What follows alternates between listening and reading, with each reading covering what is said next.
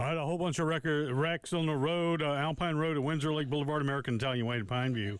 Also, Leesburg Road near Lower Richland Boulevard and Leesburg Road near Fairmont. 77 South at Two Notch Road, Mallet Hill near Polo Road, Old Tama at Coon Road, Pilgrim Church at North Lake, and Platte Springs at South Lake Drive, and Garner's Ferry near Atlas Road. Your weather outlook for today, 86 for a high, 61 for an overnight low, 20% chance of a shower or two here and there.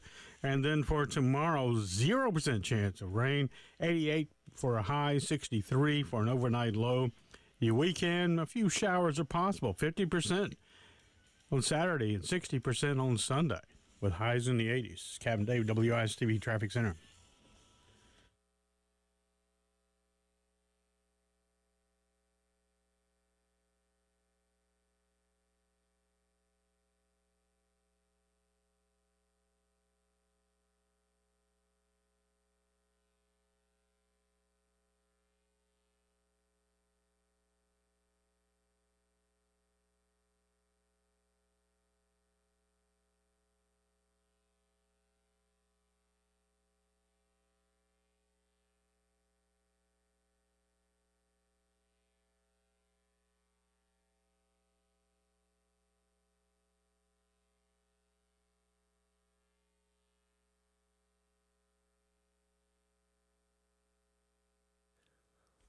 Welcome in. It is The Extra Point. Tyler Head along with you on this Tuesday morning. An exciting Tuesday here. If you did not hear at the end of the early game with Bill Preston and Jen. Coming up today at 11 o'clock, leading off the Gamecock Central Takeover Hour, presented by Firehouse Subs, we are going to be talking to Dawn Staley, head coach of the Gamecock women's basketball team, about this past season, the national championship, everything going on with her life. She's at 76ers playoff games. She's at Disney World. She's doing it all right now, and certainly going to be excited to talk to her again coming up in 2 hours to kick off the 11 o'clock hour with the Gamecock Central Takeover Hour with myself, Wes, and Chris. So be sure to tune in for that. Obviously, you can listen here on the game. You can also watch us on the Game TV, sponsored by our friends over at Shepherd's Glass and powered by Integrated Media. Also tune in on the 107.5 Game app as well. Hit the iTunes Store, the Google Play Store. Give us a download and take us with you wherever you go if you're not going to be near your radio. So that's very exciting. Can't wait to talk to her later on this morning. Also, plenty of exciting things happening on the transfer portal front for the Gamecocks football team. Of course, yesterday was the official end of the transfer portal window as far as putting your name in the hat to go and play elsewhere. Now, there is a small caveat that there's about a 48-hour window where names can still be processed and be put in the portal. So just because a name's not gone in as of right now doesn't mean it's not possible. But by all indications up to this point, and I sat in here yesterday and Chris and I were talking about it, that, you know, and nobody has their ear to the ground on the Gamecock football team better than Wes and Chris. They have not gotten any other indications of guys entering their name into the transfer portal outside of Sidney Fugar and Keenan Nelson Jr., who both entered their name a week ago. So it seems like South Carolina is not going to be losing a ton as far as the spring portal window goes, which is obviously good for depth. And obviously you're not losing anybody that was expected to be a serious contributor on this team for the fall. The question then became, okay, who's South Carolina going to bring in from the transfer portal? And within a couple of hours of each other yesterday, we got that question answered a couple of different times. Started off by Vandrevius Jacobs of Florida State, who made his commitment to South Carolina. He was actually on campus this week, just the other day, making his visit, touring around town, getting a view of the football facility and everything like that. So he was a pretty quick commitment to South Carolina. And Vandrevius Jacobs is an interesting ad. He is 6 foot, 175. He's somebody that was a redshirt freshman, a redshirt at Florida State this past year, only hauled in 3 receptions for 60 yards and 1 touchdown. So we don't have a lot of information on him as far as being a college football player because he just didn't see the field a whole lot this season, mainly playing in garbage time for a very good Florida State team. But this dude was a 4-star prospect coming out of high school, is a Florida native himself. And I don't know if he necessarily comes in as an expected to be a contributor right away to this wide receiver room. Chris and I were talking about this yesterday, and knowing that he was a possibility to commit to the Gamecocks, that if nothing else, he adds more depth as of right now. Now, the interesting thing with him having only played 1 year at Florida State and only appearing in 3 games, he preserved his red shirt. So he comes into South Carolina with 4 years of eligibility remaining.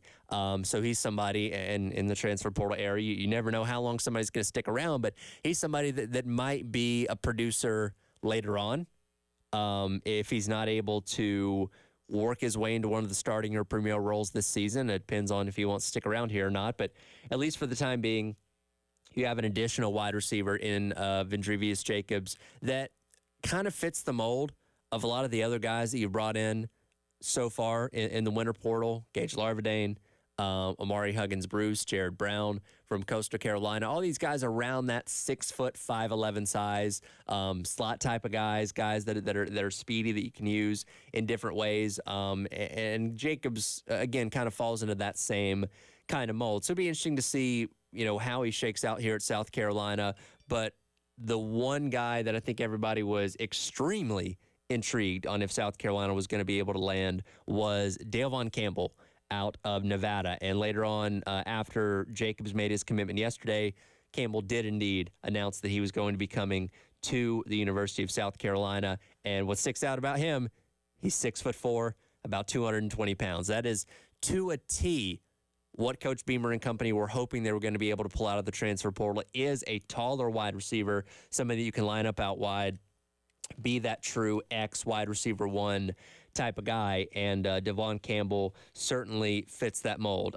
Started out his career out at Illinois, spent a couple seasons there, transferred out to Nevada this past year, or transferred out to Nevada the past 2 seasons, had a couple good years, combined for 69 catches, just over 1,000 yards and 3 touchdowns in 2 seasons out there with the Wolfpack. Now, Nevada has not been great the past couple of seasons, so his numbers may not pop off the page at you, but he did not have a lot of superstars around him necessarily out there at Nevada. And when you look at the breakdown of what he was able to do, again, it's exactly what South Carolina was hoping for as far as his abilities out there on the field. Lined up in a lot of different positions, mainly out wide. Out of his 668 snaps this season, almost all but about 100 of them were in that wide out spot.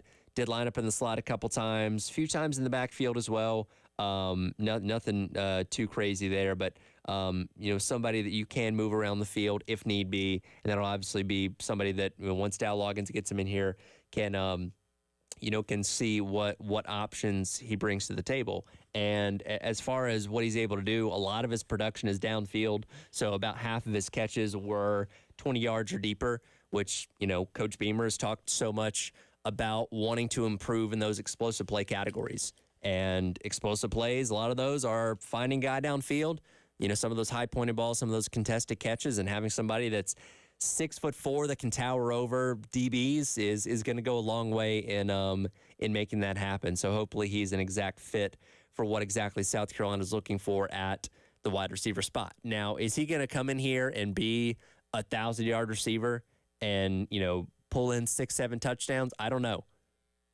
That is going to be interesting to see, because he is going to be taking up a step up in competition level. But if nothing else, he adds the size that you're looking for at wide receiver that South Carolina cannot definitively feel safe about going into the season without.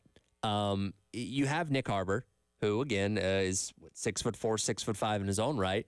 We just don't know what kind of step he's going to make in year number 2. Now, if Nick Harbor walks into the fall and he's leaps and bounds better than he was a year ago, and he can go out there and be your dynamic X type of guy that is going to be able to go out there and make those kind of catches and be your true leading wide receiver, and that's fantastic. And Davon Campbell will find a role somewhere behind him. But if Harbor is not as long as you would hope he would be. And again, he didn't get to participate in spring practice. He's doing all the track stuff right now, which is fine. We knew that's what you were getting when you brought him in as a commitment a couple seasons ago. But, this is kind of, I feel like a safety net more than anything else. That if Harbor's not where you need him to be, at least you have another viable, lengthy option at wide receiver that you can go out there and hopefully use in a variety of ways to help out your offense. And it's a one-and-done thing. He's only got 1 year of eligibility left because he's played so much college football already where, you're not having to worry about, how's he going to affect us, in 25 or 26 or something like that. He's there for 1 year. And he's likely coming in here to try and prove his ability to play at the SEC level to hopefully springboard himself in the NFL. So you have a guy that's going to come in hungry, coming in, with just the window of 1 year to try and prove what he can do to, maybe springboard himself into the NFL. And again, he fills a need that that you had, going into this spring for out of the transfer portal. As of right now, those are the only two names that we were really tracking really heavy. If you follow the monitoring on Gamecock Central, you know that these were the only two names that were written about this week. Is that the end of Carolina in the transfer portal? I don't know. The scholarship limit and situation is always kind of fluid.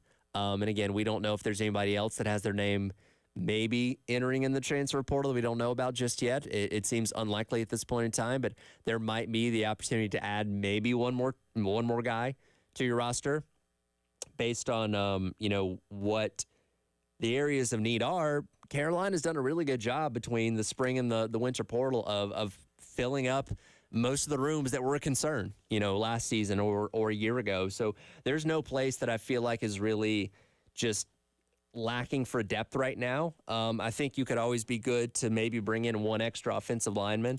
Again, knock on wood that you don't deal with the injury problems that you had a season ago, but just in case, if there's somebody out there that fits the mold of what you're looking for and can add more depth and more experience to your offensive line room, then I don't think you'd be opposed to that, certainly. But as I said, even before we had these wide receiver commitments within the past day, that if South Carolina adds nothing in the transfer portal this spring cycle, you'd still feel pretty okay with what they've done so far as building their roster. And again, they had one of the best portal recruiting classes in the wintertime.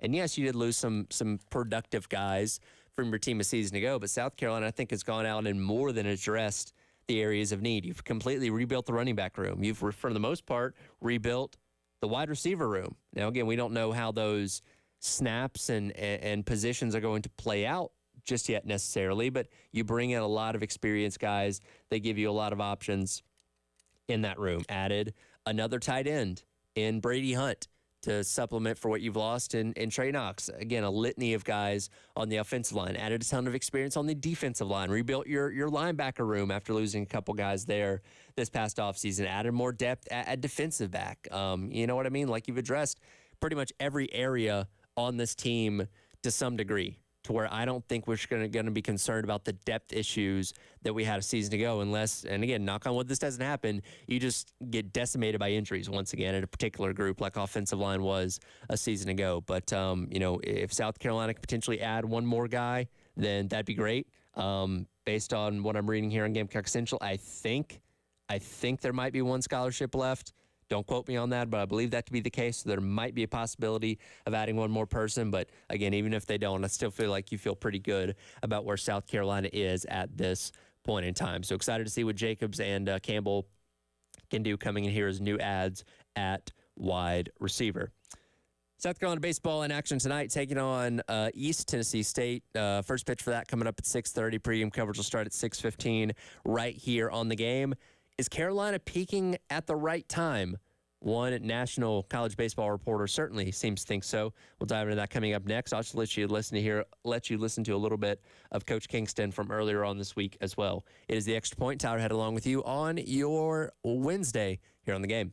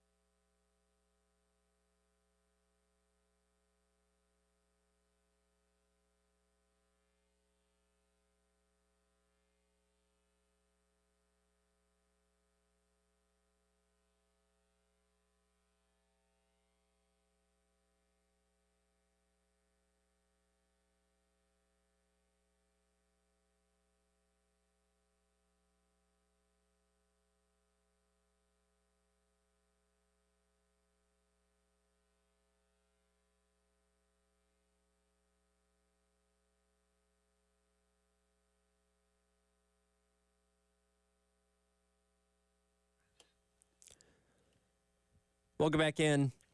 This is the Extra Point. Tyler Head with you on this Wednesday morning.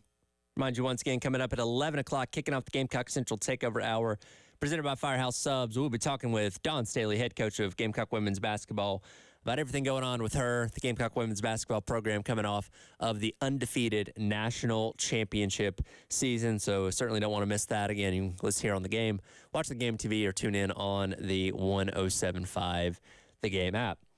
Gamecock Baseball back in action tonight. Midweek contest. One of the final two midweek games. Got Winthrop next week, but East Tennessee State tonight at Founders Park. 6:30 first pitch, 6:15 pregame right here on the game. And Carolina coming off of a huge weekend, taking 2 out of 3 against Kentucky, winning game number 3 in dominant fashion with the run rule on Sunday. So a lot of good feelings around the Gamecock Baseball program as of right now. And, perusing D1 Baseball, which is the premier source for news and information on all things college baseball. Kendall Rogers, who's, the guy that runs the show up there at D1 Baseball, does his rewind every single week, where he does his takeaways from teams high up in the RPI on what he's observed from the weekend. And in his list, he mentioned Mark Kingston's Gamecocks coming together at the right time. Talks about the consistency that they were having trouble with establishing earlier on in the season. Obviously had the win against Florida a couple weeks ago, the win against Kentucky this past weekend, and sitting at number 11 in the RPI at over 500 in the SEC as of right now, and hoping that Carolina is going to be able to ride this momentum over the course of the next couple of weeks to wrap up a strong regular season. And that's kind of the funny thing with Carolina is, it's been so ebb and flow this year. And from our perspective here, we feel like this team's worse than they actually are. But from a national perspective, again, they are top 12 in the RPI. They're top 15 in the polls right now. They're still projected to host when the postseason rolls around. Like, this is, from a national standpoint, a good team. Unfortunately, it doesn't feel like that here because we're so close and we've kind of been hanging on every single game. But they've still got all their goals ahead of them. And you beat Missouri this upcoming weekend in Como, which isn't easy. I know Missouri's not a great team right now, but going on the road to Como for any sport is obviously a challenge. You got Georgia, you got Tennessee. Those are two very good teams as well, high up in the RPI themselves, that you have to deal with. And then you obviously have the SEC tournament that can affect your seeding as well. So if this Kentucky series is indeed, maybe that spark for the momentum to close out the season, South Carolina's still in good shape. And still has other goals ahead of them. We just all are hoping that it wasn't a flash in the pan and where you go out there and drop 2 of 3 against Missouri this weekend and you're kind of right back in the same boat that we were talking about a couple weeks ago of not really knowing how good or bad this team is necessarily. And I said the Arkansas series the other weekend that, you lost 2 out of 3 there. That was your mulligan.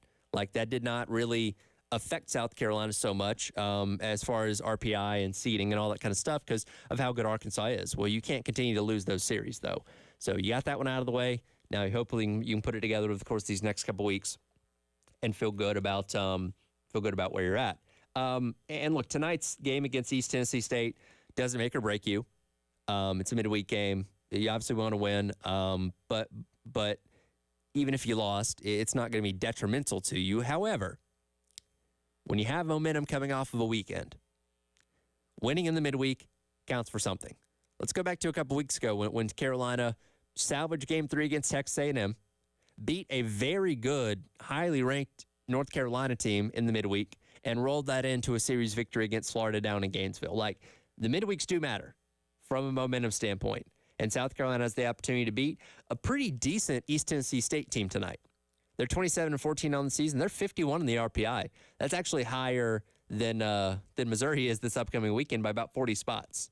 And again, this game doesn't make or break your season, but for momentum's sake, it would be good to continue on your winning ways. Like, you want to win every game, obviously, but having this win and then rolling into a weekend series against Missouri can hopefully do you some good. I do worry about fatigue because you're playing a midweek game and then you're turning right around, and I'm assuming they're going to be flying out there tomorrow, heading out on your longest trip of the year out there to Como. So hopefully maybe you can get another run rule tonight. That'd be ideal. to where maybe you're not having to exhaust yourself as much getting set for a road trip and a long weekend series out there in Columbia. And this is an East Tennessee State team that, as one of the better batting averages in the SoCon, like they have the ability to hit the ball. They're not as active on the base path, which is a far cry from what, Kentucky was trying to do to you over the course of the weekend. They got one of the worst staff ERAs in the entire country. It's going to be a staff night, as most midweek games are for East Tennessee State.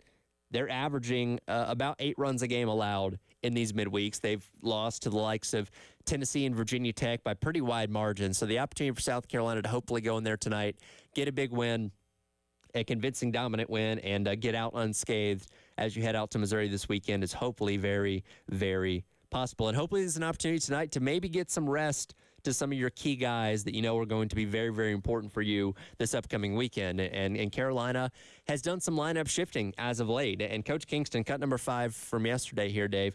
Coach Kingston talked with Jay and Elijah on Monday about, how they train these guys to play multiple positions to have options when it comes to shifting the lineup around. Well, we do that all the time, even in the fall. Gavin Cassis played a lot of games at third base in the fall, and Ethan Petrie played games at first base in the fall. So this is not just some new thing that we created this week and said, let's roll the dice. Like, we've been preparing for this. When Tippett went out, we spent the entire week leading up to this past weekend with guys playing in those secondary positions. And you have to be prepared with every guy that they have their primary position and then they have their secondary position. So this is something we've been preparing for just in case. We went to it, and so I felt like all the guys didn't feel overwhelmed or out of sorts and looked pretty comfortable out there. Ethan made the diving play to the 4-hole, and I thought Cassis, for the most part, made all the plays that should have been made this weekend. So, again, you got to prepare for it, and then you hope that the guys are comfortable when you put them out there. And this past weekend was obviously very successful with having to shift guys around.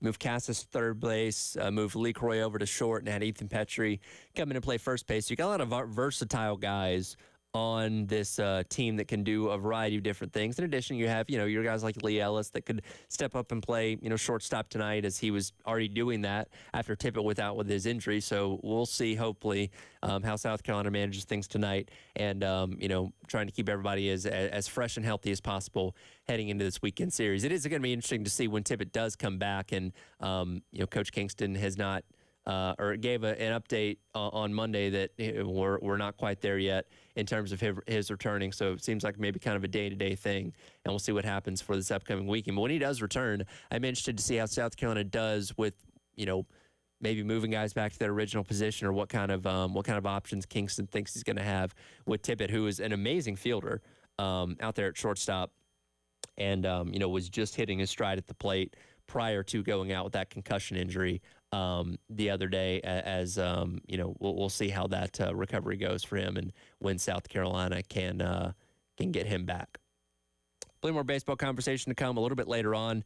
Coming next, though, guy Dimitri Raveno's going to jump in here with me for a couple of segments, get his thoughts on Carolina Panthers and their draft, which includes Xavier Legette, as well as his disdain for David Tepper, the owner of the Panthers. That's always a fun conversation. With that coming up, it is the Extra Point. Tyler Head along with you here on The Game. Quick reminder, baseball tonight. Another chance for you to win the Palmetto Citizens Federal Credit Union Grand Slam giveaway. Head on over to 1075thegame.com. Enter for your chance to win $25 out of the pot each and every game. We are at 1,075. That's right, 1,075. The number of dollars up for grabs tonight, taking on East Tennessee State. If no Grand Slam happens today, that'll be $1,100, up for grabs this weekend, taking on Missouri. Talk with the guy Dimitri coming up next. Extra Point on your Wednesday here on The Game.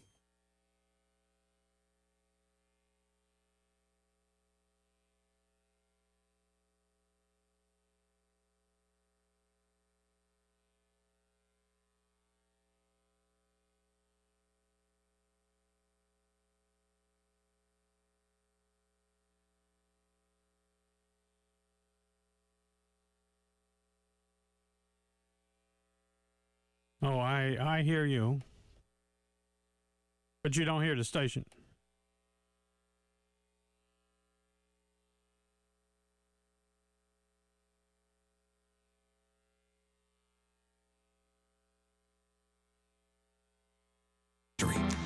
sure likes a good challenge. Well, when Throwback Weekend comes to town, she'll get exactly what she wants and play extra hard to get. These guys are going to have their hands full. Shall we dance? The official Throwback Weekend of NASCAR, May 10th through the 12th. I'm gonna take it out Get your again. tickets now at darlingtonraceway.com. Hi there, this is Steve Ard with Local Waste. Unless you want to know about the waste business.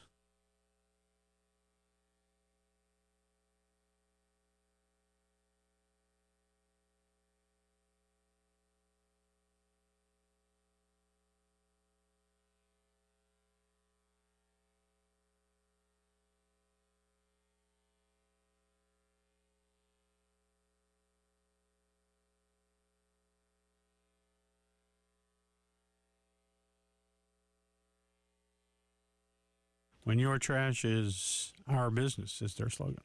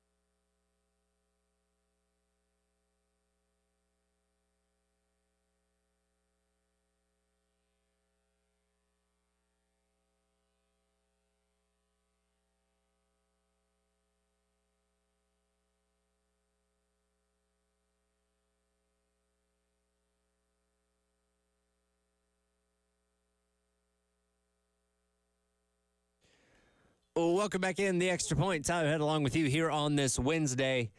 Time, as we do each and every Wednesday, talk with our guy, Dimitri Ravanos, and we have a lot to discuss with him coming away from this past weekend's NFL draft as it relates to the Carolina Panthers. But, Dimitri, I got to start off by asking if there's any truth to the rumor that you've been going to local businesses in the greater Charlotte area and changing their signs to see if they would anger David Tepper like that restaurant did the other day.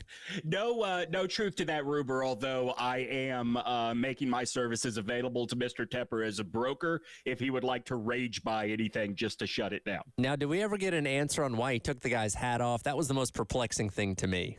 I think that the hat was a Philadelphia Eagles hat, and I'm guessing it was a hey, you're in Charlotte, do better kind of thing. That, by the way, Dave Tepper is so lucky he didn't get his ass stuffed in a trunk over that, isn't he? Oh, totally. Nothing more condescending than touching a stranger's head. Yeah. I mean, you definitely run the risk of that going very, very sideways. And I saw in your podcast, you pointed out the 70-year-old muscle man that he had coming in there with him that I'm sure was going to do something if things got sideways, right? I could talk about that guy all day long. The older listeners will definitely get the reference to he looked like Mr. Mendelbaum from Seinfeld. Maybe I don't know for younger people who that guy would be. But I'm up on Seinfeld. Yeah, I mean, certainly he looks like somebody that did used to be strong. Sure, maybe used to be scary, but he is, boy, that guy had to be, I'm sure Dave Tepper hired that guy as his security because he saw someone that was his age and he thought, oh, still at the peak of physical condition. Well, I think it didn't help people that already think David Tepper's a loser because that was certainly not the most flattering video. I will say he didn't look very angry, and he did shake the guy's hand when it was all said and done, but the fact that he was so bothered by a neighborhood restaurant sign on his way to the facility to draft that night that he felt the need to come in there and say something is pretty weak. I tell people, I've been telling people this all week, Dave Tepper's a billionaire. He doesn't need you to apologize for him or point out that, oh, it's not as bad as it seems. Life is going fine for Dave Tepper. We could say he looked like a jackass because, it may have been more peaceful than we expected when we first heard the story before we saw the video, but he absolutely walked in there wishing somebody would make a big deal out of it. Oh, sure. Totally. Now, I imagine he did make that threat a while back of buying restaurants and firing waiters if he didn't like the service. So we're calling his bluff. Here's your opportunity. Yeah. Nothing makes people like you more, make you seem more like a normal person than talking about how you can buy and sell everyone. So looking at the Panthers draft as a whole, and we'll get to the specifics in a minute, including Xavier Legette, Mel Kiper gave them an overall grade of a B-. I feel like they certainly addressed areas of need, which was a lot for this team, given how bad they were a year ago. What is your overall impression and takeaway of what this team did over the course of draft weekend? I'd go a little higher than a B-, but only a little bit. I liked the draft. I didn't love it. They didn't do anything I hated. I am a little bit shocked by even one linebacker, let alone two. But remember, you get drafted in the 7th round, there's a really good chance you're not making the roster. Sure. Just a reality, right? I have more questions about what they didn't do than what they did. To walk out of this without a center really shocked me. And I know Dan Morgan, the GM, says that last year's 2 starting guards, Brady Christensen and Austin Corbett, are both training at center and they expect one of those guys to win the job. Fine. But I don't think you really have depth there, A, and B, these guys lost their starting job for a reason. It's hard for me to believe they are going to move to what is arguably a more important position on the offensive line and be NFL starter ready. Well, it's not just the fact they didn't get a center. They did not get anybody on the offensive line, which certainly is a little bit of a red flag there because that was probably the most glaring issue that team had is just not the ability to protect Bryce Young a year ago. And as you know, here at South Carolina, if you don't have a offensive line that can keep your quarterback upright, the rest of your offense is going to suffer.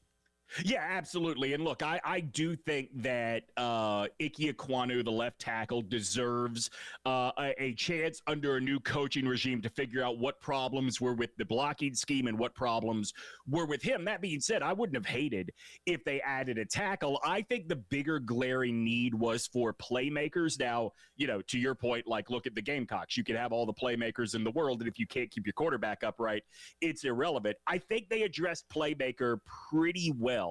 So that's what That's what gives me a little bit more confidence. Like Bryce may not need all the time if he has a receiver or a running back even that can create some separation. Well, they addressed receiver right out of the jump by trading up into the first round, switching that pick with Buffalo to get Xavier Legette with the last pick in the first round of the draft. And he's somebody that we talked about leading up to the draft. There was a good chance that that Carolina could be in the market for him, depending on where he was projected out to. That is exactly what they got. Now, he's somebody that does need a little bit of refining as far as, being a little bit more crisp with his route running. And Dave Canales, said that that's something they were going to work on with him. But obviously, when you take somebody in the first round, they're expected to be a big contributor. And he brings a lot of youth and dynamic ability to that wide receiver room that desperately needs it after a season ago.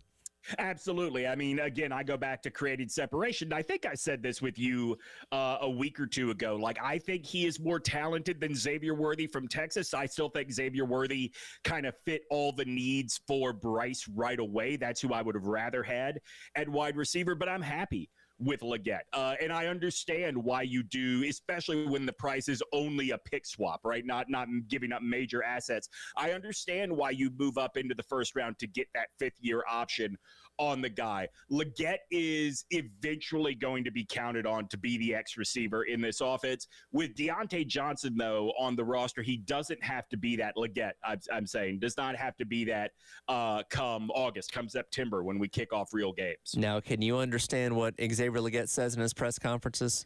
Lauren, my partner on the podcast, put this perfectly. For the first 4 words, I'm with you. After that, it starts to get a little bit dicey. Well, fortunately, he's playing close to home, so it's not like he's being transplanted into a place like, Green Bay or Minnesota, where they might have to get a translator for him. Or like Keon Coleman getting drafted up in Buffalo. And all those reporters are very shocked to hear that voice coming out of his mouth. I've been thoroughly entertained by everything that Keon Coleman has given us so far post-draft. I'll say that much. I would go suit shopping at Macy's with him. Looking at their second-round selections, they get Jonathan Brooks out of Texas. Now, last season, I was very intrigued by them bringing in Miles Sanders, a running back, after having a very good season with Philadelphia in the Super Bowl run the year before, and he just did not pan out at all this past season with the Carolina Panthers, career lows in just about every category. And Jonathan Brooks is somebody that was very dynamic a season ago with Texas. I thought he was going to make a good run at the Heisman before suffering the injury about halfway through the season. But he's, like I said, another one of those playmakers that you add with this draft class.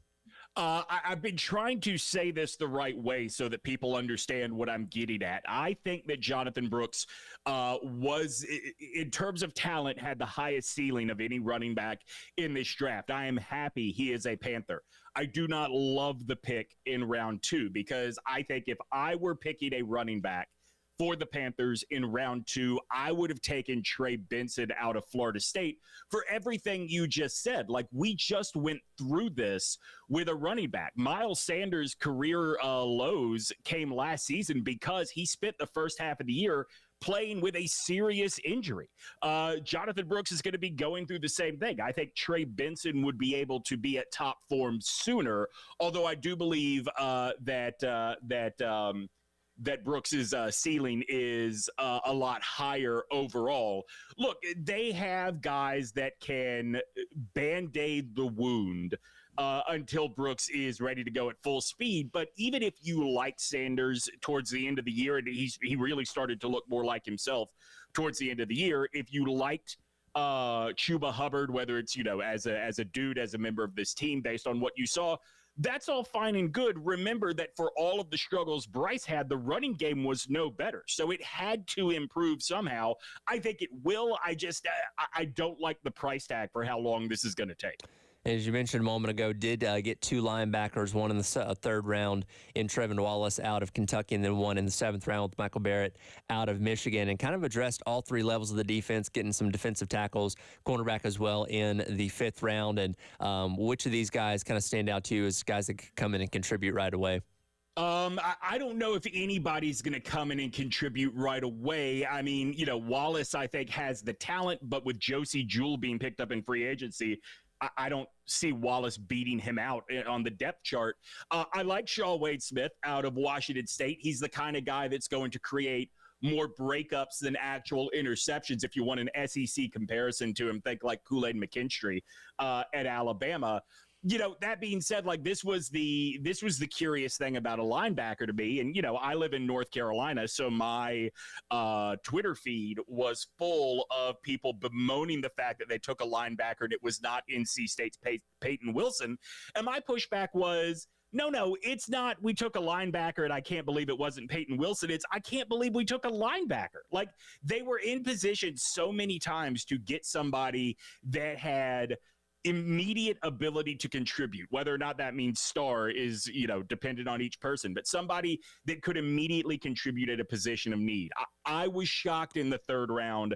They did not pounce on Austin Booker out of Kansas. I like him a lot as an edge rusher. I was shocked in the third round. They didn't pounce on Chris Abrams-Drain out of Missouri. I thought there were bigger positions of need on the defensive side of the ball than linebacker. He's Demetri Ravenos. Stick around with me for one more second. We'll wrap up hour number 1 of the Extra Point. What the heck is going on out there in Colorado with Dion Sanders? We'll address that coming up next. And don't forget, coming up at 11 o'clock, we're going to be talking to Don Staley, head coach of South Carolina women's basketball, to kick off the Gamecock Central Takeover Hour presented by Firehouse Subs. The latest on Colorado up next here on the Extra Point on the Game.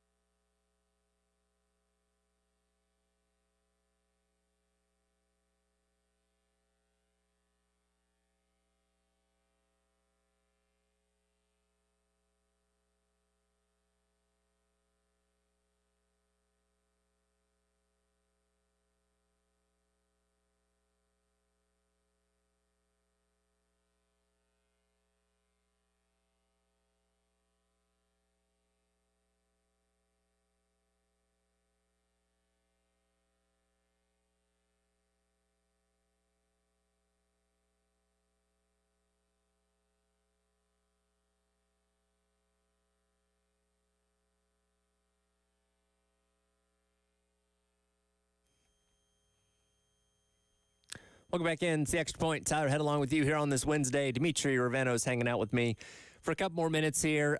Dimitri, I don't think we should ever talk about a 4-8 team as much as we seem to be talking about Colorado.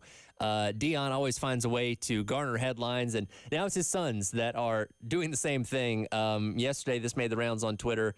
Shedeur, in reference to former teammate Xavier Smith, who has since transferred to Austin Peay. He was one of the many that transferred out after last spring, and the mass exodus of players that resulted in 53 guys coming in from the transfer portal, was speaking on, what Dion told him and the confidence-destroying conversation they had. And Shedeur's response was, I don't even remember him, to be honest. Bro had to be very mid at best, which mid is an interesting way to refer to someone that went on to be an FCS All-American at Austin Peay this past season, while, Shedeur ended up leading a 4-8 team at the FBS level. So, I don't really know what the end goal here is with Dion and his kids at Colorado, but they certainly do not shy away from garnering attention.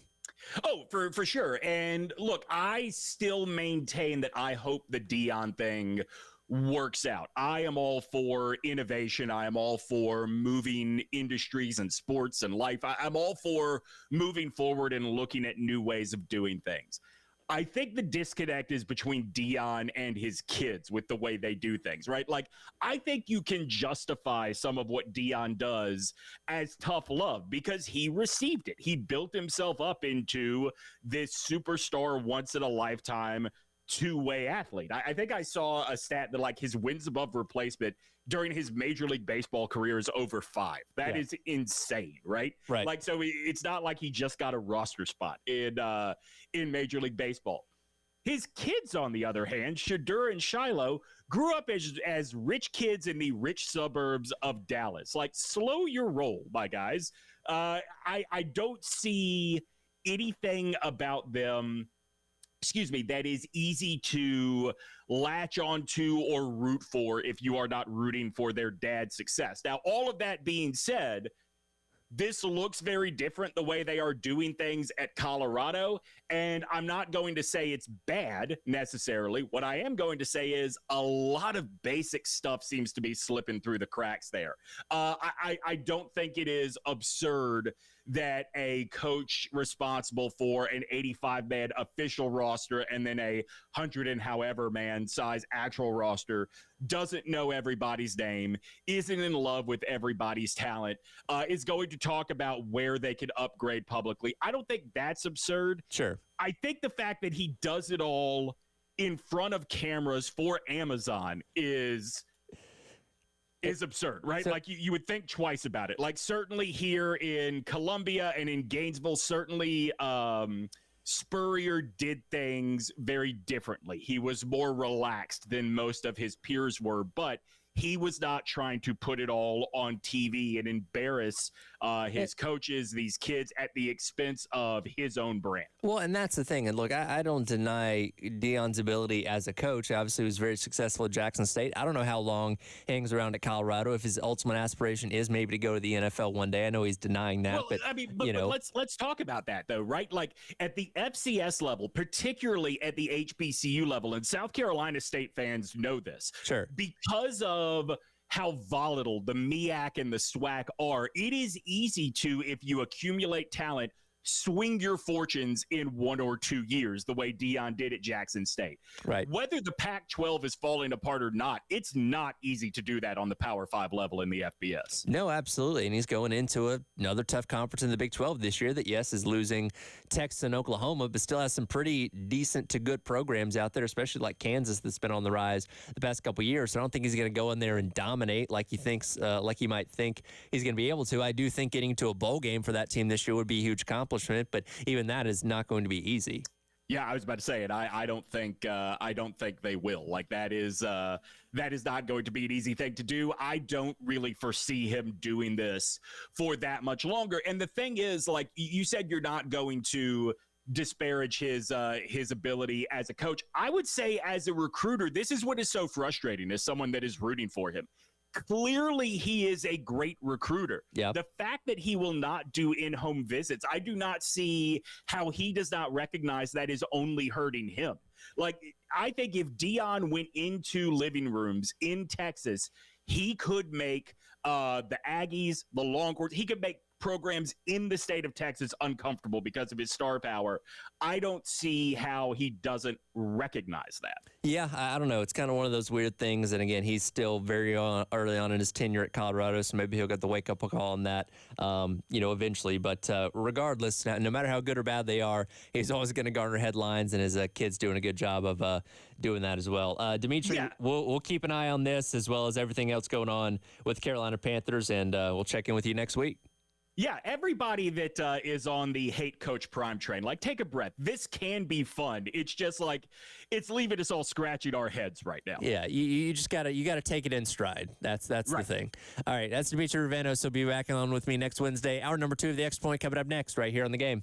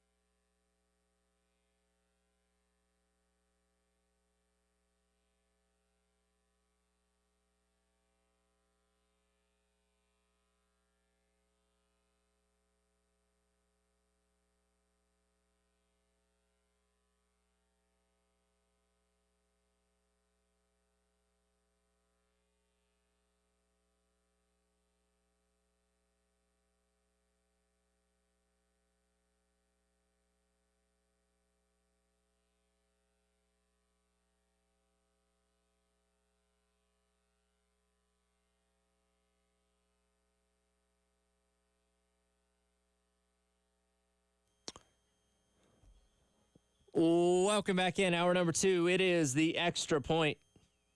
Tyler Head with you on this Wednesday. Reminder, 1 hour from now, Gamecock Central Takeover Hour presented by Firehouse Subs. We will be talking to Coach Dawn Staley. Everything that's going on with her, going on with this women's basketball program, coming off the undefeated national championship season. So excited to hear from her. Again, you can listen here on The Game. Watch us on The Game TV, sponsored by Shepherd's Glass. Also, tune in on the 107.5 The Game app, but you're not going to want to miss that conversation. Again, baseball tonight, taking on East Tennessee State, 6:30 first pitch, 6:15 pregame, all right here on The Game. Yesterday, we put out a poll on our 107.5 The Game Twitter account, and it asked the question, after taking 2 of 3 against Kentucky, what do you think the ceiling for this Gamecock baseball team is? Your options are Omaha, Super Regional, hosting a regional, or no clue. As of right now, Super Regional winning at 32%. Literally, though, all 3 other options are in a tie. Well, excuse me, hosting a regional is at 22%, Omaha is at 23%, and no clue is currently at 23% as well. So all of these options very, very close together. And it's very interesting to me, the sentiment around this fan base with this Gamecock baseball program and how those expectations have changed as the season seems to have gone along. Because in general, this is a program after the great success that they enjoyed with, Ray Tanner as their head coach and the national championships and competing for another or playing for another one, just over a decade ago. The expectation is this should be a team that's perennially in the mix for the national championship, at least on a consistent basis. And that means multiple trips to Omaha, somewhere in the range of 4 to 5 over the course of 7 years, something like that. And that unfortunately has not been the case with Coach Kingston. Now, Coach Kingston is a very good baseball coach. And, when you talk about the fact that they went to a super regional last year, hosted another regional, themselves, that is something that will buy you several years at a variety of places around the country. Just hosting a regional itself is something that puts you in the good graces of fan bases around a lot of places in this country. Unfortunately, at South Carolina, when you go to a super regional and host a regional, the next year your expectations of, okay, well, that means you need to take the next step and go to Omaha, right? Because that's what the success of this program tells you should happen. And through a lot of this season, from a local perspective, it was hard to believe that, because we're watching this team every single day. We're watching them every single game, and they just did not quite seem like that team that had the capabilities of doing that.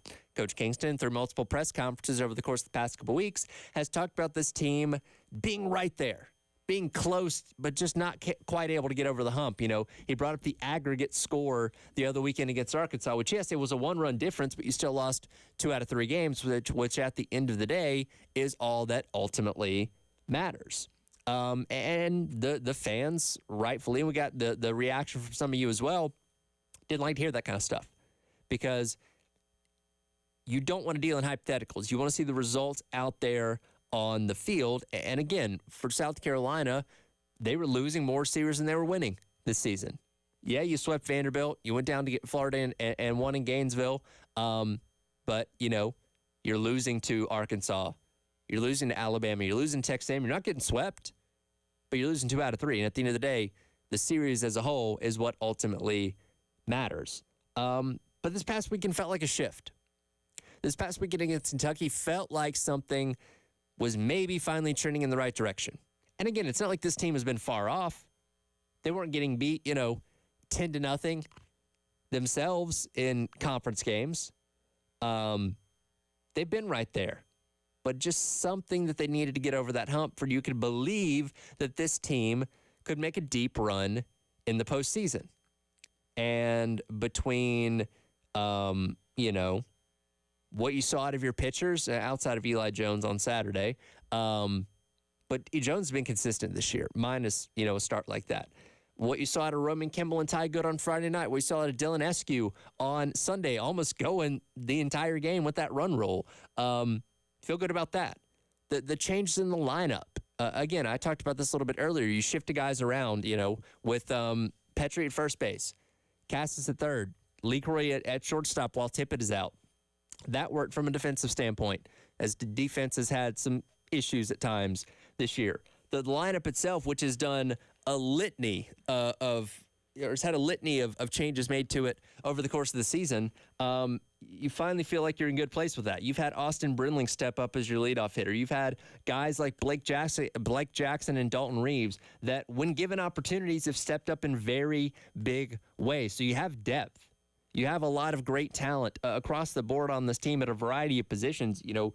On paper, this is a team that should be really, really good. And again, hopefully this past weekend against Kentucky was that turning point to where you're going to roll that into success for the rest of the regular season and ultimately into the postseason. Now, those feelings could go away pretty quickly if you go on the road to Columbia and drop 2 out of 3 against a bit of a fledgling Missouri team. It's not easy to win on the road, but again, on paper, South Carolina is a much better team where you should at least walk away with the series victory. And then you're on a short week where you're playing Georgia start next Thursday at home through Saturday, and they're tough. They got legitimately one of the best players in the entire country in Charlie Condon. And then you got to go play Tennessee at the end of the regular season. Also not going to be easy.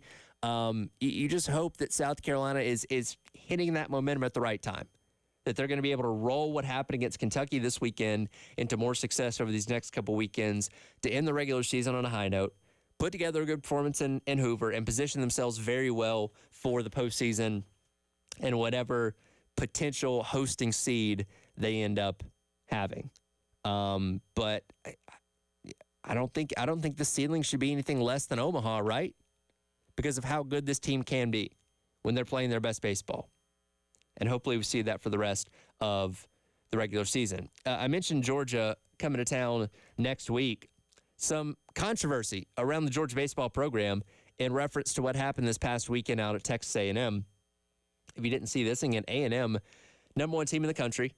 Georgia goes in there, drops the first 2 games. They played a doubleheader on Saturday and was hanging on to a 5-4 lead in the late 8 innings of that game out in College Station on Saturday night.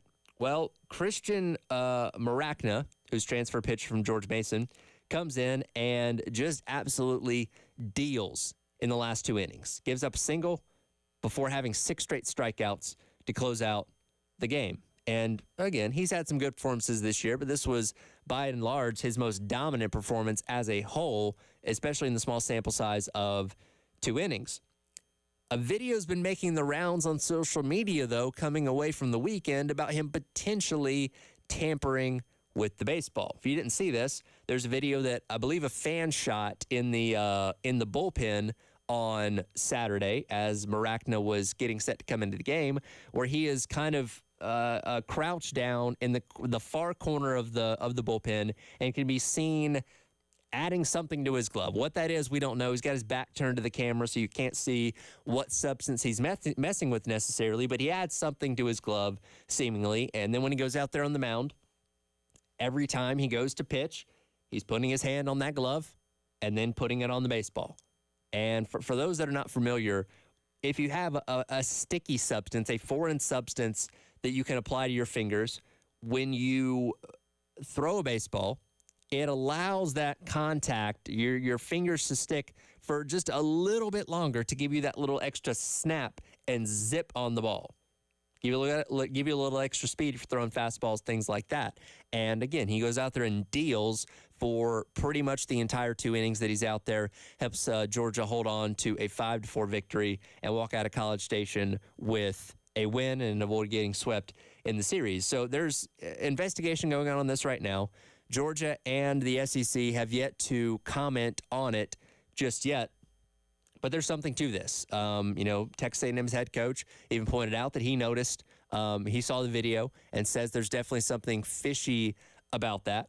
And, we'll see what the investigation into this comes away with. I bring this up from the standpoint of something to keep an eye on for next weekend. If something is found to have been done illegally or something's been tampered with, maybe suspensions, maybe some key names or key figures. Because if they find out Maracta is the one doing this, there's surely got to be other guys within that bullpen or within that pitching staff that have done something similar. So this could unearth a whole lot of things within the Georgia baseball program that could have an interesting effect on that series next weekend at Founders Park. So again, the SEC's yet to comment on it as of right now, but something to keep an eye on over the course of the next week and how it could potentially have an effect on this big series. Again, Georgia's one of the best teams in the country, highly ranked, high in the RPI, all that kind of stuff. And that series next weekend at Founders Park is going to be a huge, huge deal. So this is potentially something that might end up favoring South Carolina a little bit if there's any repercussions for these actions, not only for Christian Maracna, but also for any other pitchers that might be doing nefarious things within the Georgia pitching staff. And look, I'm not naive. I get it. This kind of stuff happens across baseball. I don't want to say if you're not cheating, you're not trying, but if you have the opportunity to find an advantage, whether that be through a sticky substance or anything like that, you're going to use it. Now, the problem is when you get caught. Because if you get caught, especially red-handed like it looked like Maracta was on Saturday, then you do face the repercussions. You do face the consequences of your actions. Now, again, I don't know what could potentially happen here for Maracna and Georgia if this is indeed proved to be true, but I don't think they would let them off with a slap on the wrist. I'll say that much. So we'll see what happens, and we'll see if that has any kind of profound effect on the series next weekend as Georgia comes into town here at Founders Park. The NIL conversation continues to evolve. Big reports coming out this week on the NCAA potentially settling in court in the House versus NCAA case. What that means for college football, college sports in general, and the future of maybe some of the teams we don't talk about as much at the Power 5 or Power 4 level. We'll hit that coming up. It is the Extra Point. Don't forget, coming up the top of the hour, 11 o'clock, Don Staley joining us for the Gamecock Central Takeover Hour presented by Firehouse Subs. Myself, Wes, and Chris will be chatting with Coach right off the jump at 11 o'clock, so tune in for that. Again, all right here on The Game.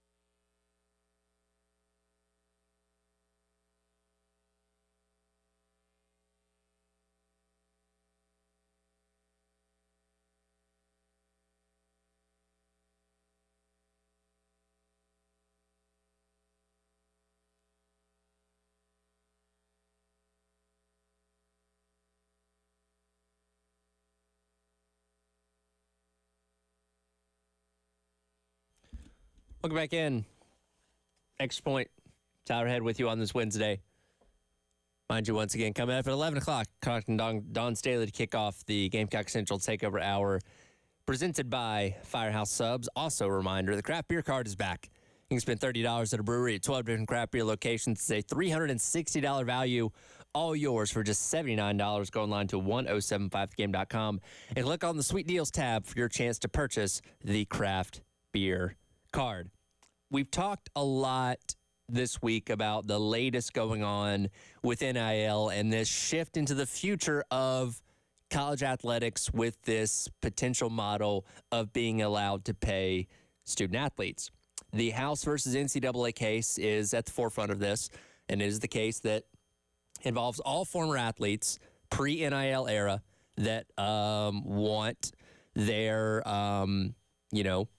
due payments on what they missed out on because, of course, the NCAA was violating antitrust laws for about 100 years before NIL became a thing back in 2021. Even now, with NIL a thing, they're still continuing to violate antitrust laws based on things like the transfer portal or transfer limitations and things like that that violate athletes' abilities to earn money. And as we know, the NCAA has a terrible track record in court, and the writing seems to be on the wall. They're going to lose this case as well. And if they just outright lose in court, then they are looking at paying billions, yes, billions with a B, in back payments to these former athletes that would effectively collapse the NCAA if that is the case. Fortunately, the NCAA is smart enough to see the writing on the wall and know that they're not going to win this one, to where they're starting to work towards a settlement with this court case that not only would provide payments to former athletes in installments, essentially, and all the details on that are not quite clear just yet, but also lay the framework for allowing today's crop of student athletes to eventually become employees of not only the universities, but the NCAA, whatever overarching entity there is within college football when that does end up coming to fruition. And there's a lot of specifics of this that have not been ironed out yet, so it's still very much being talked about in a general sense. But the schools themselves have seemingly been preparing for this for a while, knowing it's on the horizon. Pete Thamel yesterday on the Paul Feinbaum Show, cut number one here from today's list, Dave. Pete Thamel on the Paul Feinbaum Show yesterday talked a little bit about schools and their preparations for this new future of revenue sharing in college sports. But it gives you a target and essentially a cap for you can have this much money to revenue share. And it's essentially like natural selection for schools and how much they want to spend and what level they want to be committed at to annually pay their rosters. Now, they could pay softball. I'm sure at Duke, that would be weighted towards basketball. Similarly at Carolina, Syracuse, places, Kansas, obviously Arizona, places where it's forward. So the fine point details of how that's all chopped up still remains to be seen. But the thought is that there is a percentage of what the average of schools are getting, and then the Alabama, Ohio State, USC, Texas, etc. That crowd can allot for the maximum.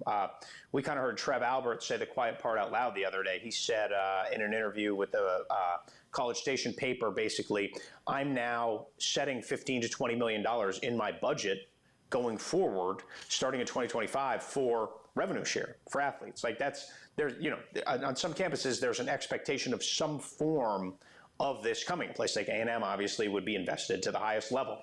I would think a vast majority of the now Power Four would be invested that way, but it certainly, I don't think, would be all of them. And that last part's very interesting. As you mentioned there, Texas A&M, as well as many schools around the country, have known this was going to be coming at some point, and they're preparing themselves for that. Texas A&M laid off a whole lot of people within their athletics department last week as part of kind of being able to set this money aside with the rumored cap being about $20 million to be able to pay their student athletes. Now, how much of that goes to football, I don't know.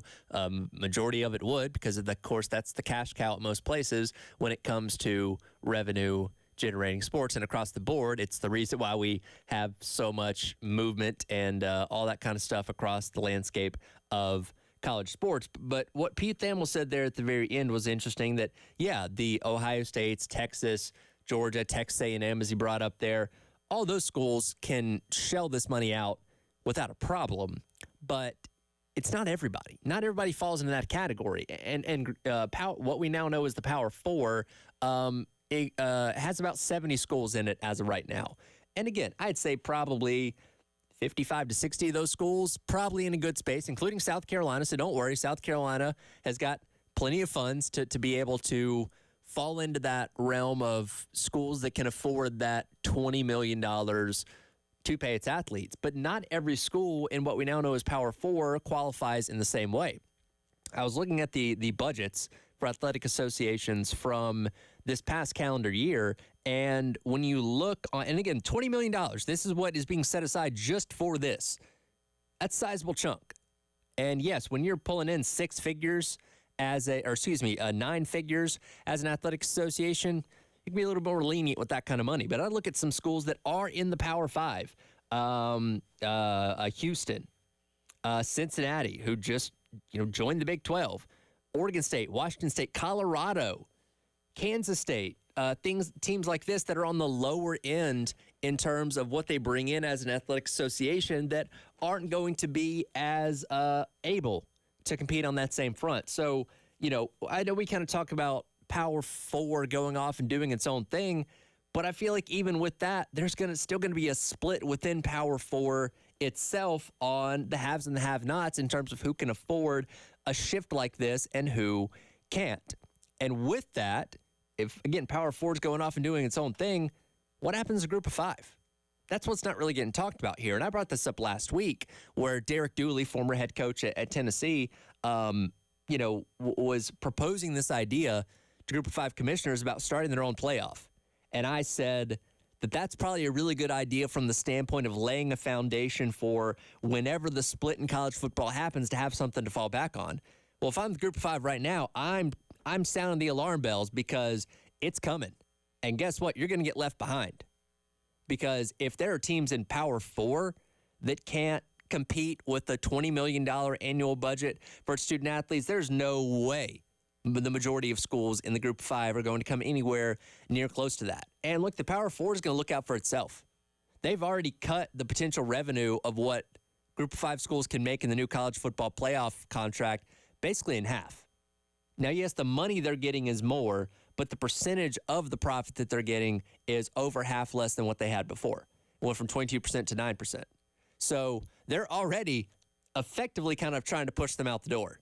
Now, yes, they throw them a bone by letting them be in the college football playoff, but that's one of 11 spots. You know what I mean? Like, they're giving them the bare minimum of what they can with the current structure of college football right now. But when Power Four goes off and does its own thing, they could care less what happens to the Group of Five. And not only that, especially if the NCAA crumbles, there's already no involvement of the NCAA in the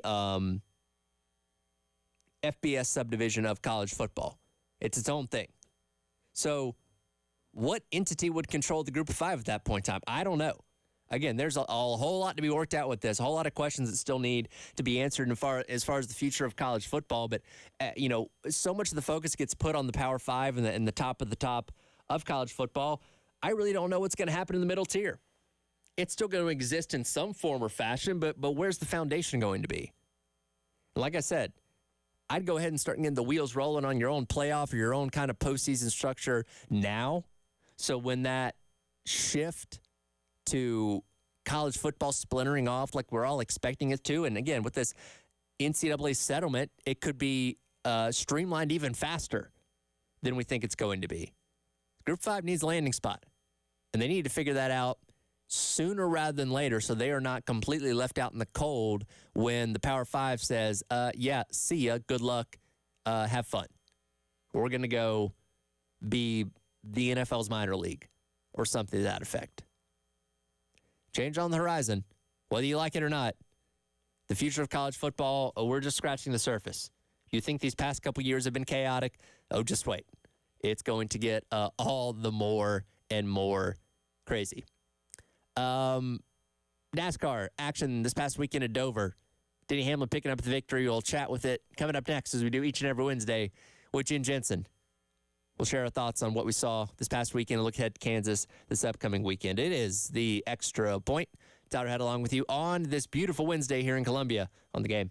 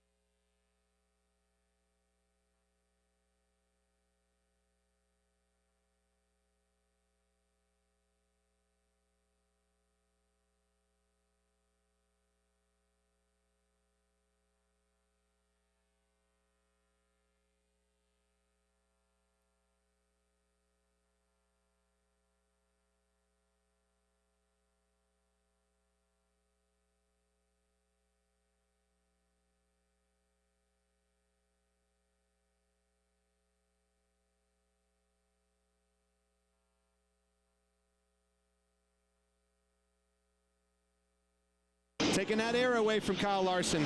Did a good job with it there. But Larson's closing. Larson got the drive off the corner. He's got it down to 2 car lengths. Final corner. Larson up high. Hamlin right in the middle of the racetrack takes the air off Larson's nose and wins the Worth 400. 54th career win for Denny Hamlin, tying Lee Petty for 12th on the all-time list. Welcome back in. Extra Point. Tyler Head with you here on this Wednesday. That was the call on Fox Sports. On Sunday, Mike Joy, Clint Boyer, Kevin Harvick in the booth as Denny Hamlin picks up his 3rd victory of the season in the very young, only 11-race season so far. Jen Jensen joining me. She does each and every Wednesday. And Jen, I know you were very disappointed as Bill Gunter once again won the Core Leach Pool Solutions Checkered Flag Challenge this week, as Denny seems to be his go-to safety net.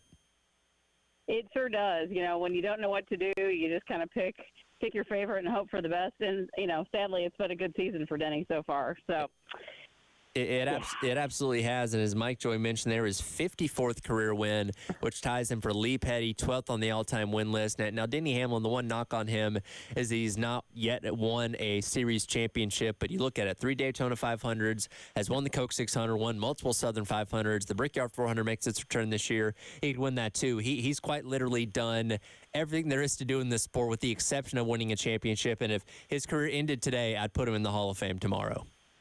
Yeah, I think he's definitely warranted that. I saw something yesterday where they had compared him to Rusty Wallace, and if you look at the amount of wins over, like, Denny's been at it for 20 years, Rusty Wallace been at it for like 25, but very similar as far as the number of races or number of wins, number of top tens, poles. So yeah, I mean, no question, he's a good driver. It's just arg for me.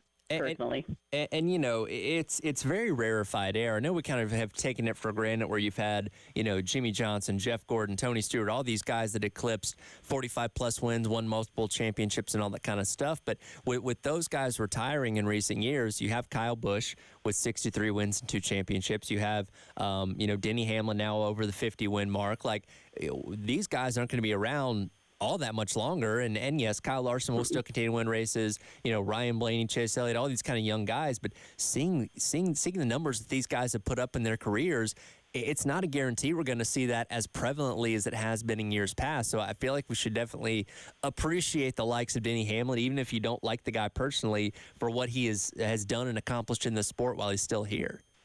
Yep. 100%. No, the numbers speak volumes, and he's not been consistent. That's the one thing. It seems like he'll go in spurts of have these like episodes of things aren't going well, and then all of a sudden he has a spurt of, man, he's winning, he's running top tens and all that, and then he'll kind of go on a downward slide again. It just seems like consistency is just not his thing. Well, one thing that is consistent is he and Kyle Larson finding their way to the front of the field on a almost week-in, week-out basis. And you know, NASCAR is something that's been built on rivalries over the years. And when you can go down the list of the many legendary ones of the likes of Richard Petty and Dale Earnhardt and Jeff Gordon and guys like that. But Denny and Kyle Larson always find the way to be close to each other at the end of these races, seemingly. We're going to Kansas this weekend. They tangled with each other there a year ago, had their run-in at Pocono, once again going neck and neck for the win on Sunday. Like, this is kind of emerging as one of the better rivalries in today's NASCAR.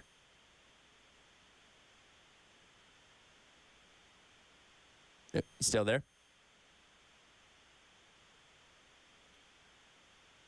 Yep, sorry about that. Had a little glitch here. Nope, all good. As far as the competition is concerned, I think there is a rivalry. I think, honestly, Denny Hamlin, can't he kind of start developing a rivalry with just about anybody, though? True. You know, but as far as the two of them are concerned, it's I don't know. It's gonna be fun to watch. It's gonna be fun to see how their competition plays out. You know, and this week watching Denny, he didn't do anything dirty. You know, which sometimes maybe he has a tendency to, but I think probably everybody can at some point. It was more of what we'll get into talking about as far as the air is concerned, and I don't know as far as. At least he's driving cleanly right now. But if the air, he knew what he was doing, take the air off of Kyle Larson's car. But Kyle Larson knows exactly how to do that and can give it right back to him. And that is one of the bigger conversation points coming away from a Sunday where, Larson was able to run Denny down, but once he got within a couple car lengths, Denny just kind of took his air away, started blocking him over those last couple laps, and prevented him from even getting close enough to pull off something like a bump and run if he wanted to. And that's been a concern with this next-gen car. And look, air blocking and aero problems have always been around, but it seems like it's grossly exaggerated with this car. And unfortunately, no amount of spoiler or diffuser change is probably going to fix that. It's one of those things that we're just going to kind of have to live with, it seems like. It seems like. But I think they kind of intentionally kind of change up the aerodynamics on the cars because I don't think they ever want a team to just totally get a handle on something. So I just feel like in a couple of years, aren't we going to see some other changes and shifting in the downforce or the aerodynamics of it? Like right now, it's spitting it more off the back tires, but it's going to be something else eventually because teams will win or understand how to use it better. It is, and I think you're seeing that kind of now with the fact that, we're talking about Denny Hamlin and Kyle Larson, who drive for Joe Gibbs Racing and Hendrick Motorsports, respectively. Well, those two teams have won all but 2 races this year. The only exceptions being Suarez at Atlanta and then Tyler Reddick at Talladega a couple weeks ago, and those are super speedway races. So the more consistent week in and week out type of tracks are being dominated by, no surprise, the 2 best teams in the sport, which, in the next gen's debut year in 2022, we saw all these different winners and tons of different guys running in the top 10 each and every week. But as always happens with NASCAR, eventually the top teams with the engineering, with the money and resources they can pour into these cars, eventually figure it out better than everybody else. And that's exactly what we're seeing with Joe Gibbs Racing and Hendrick Motorsports right now. Yep, I agree.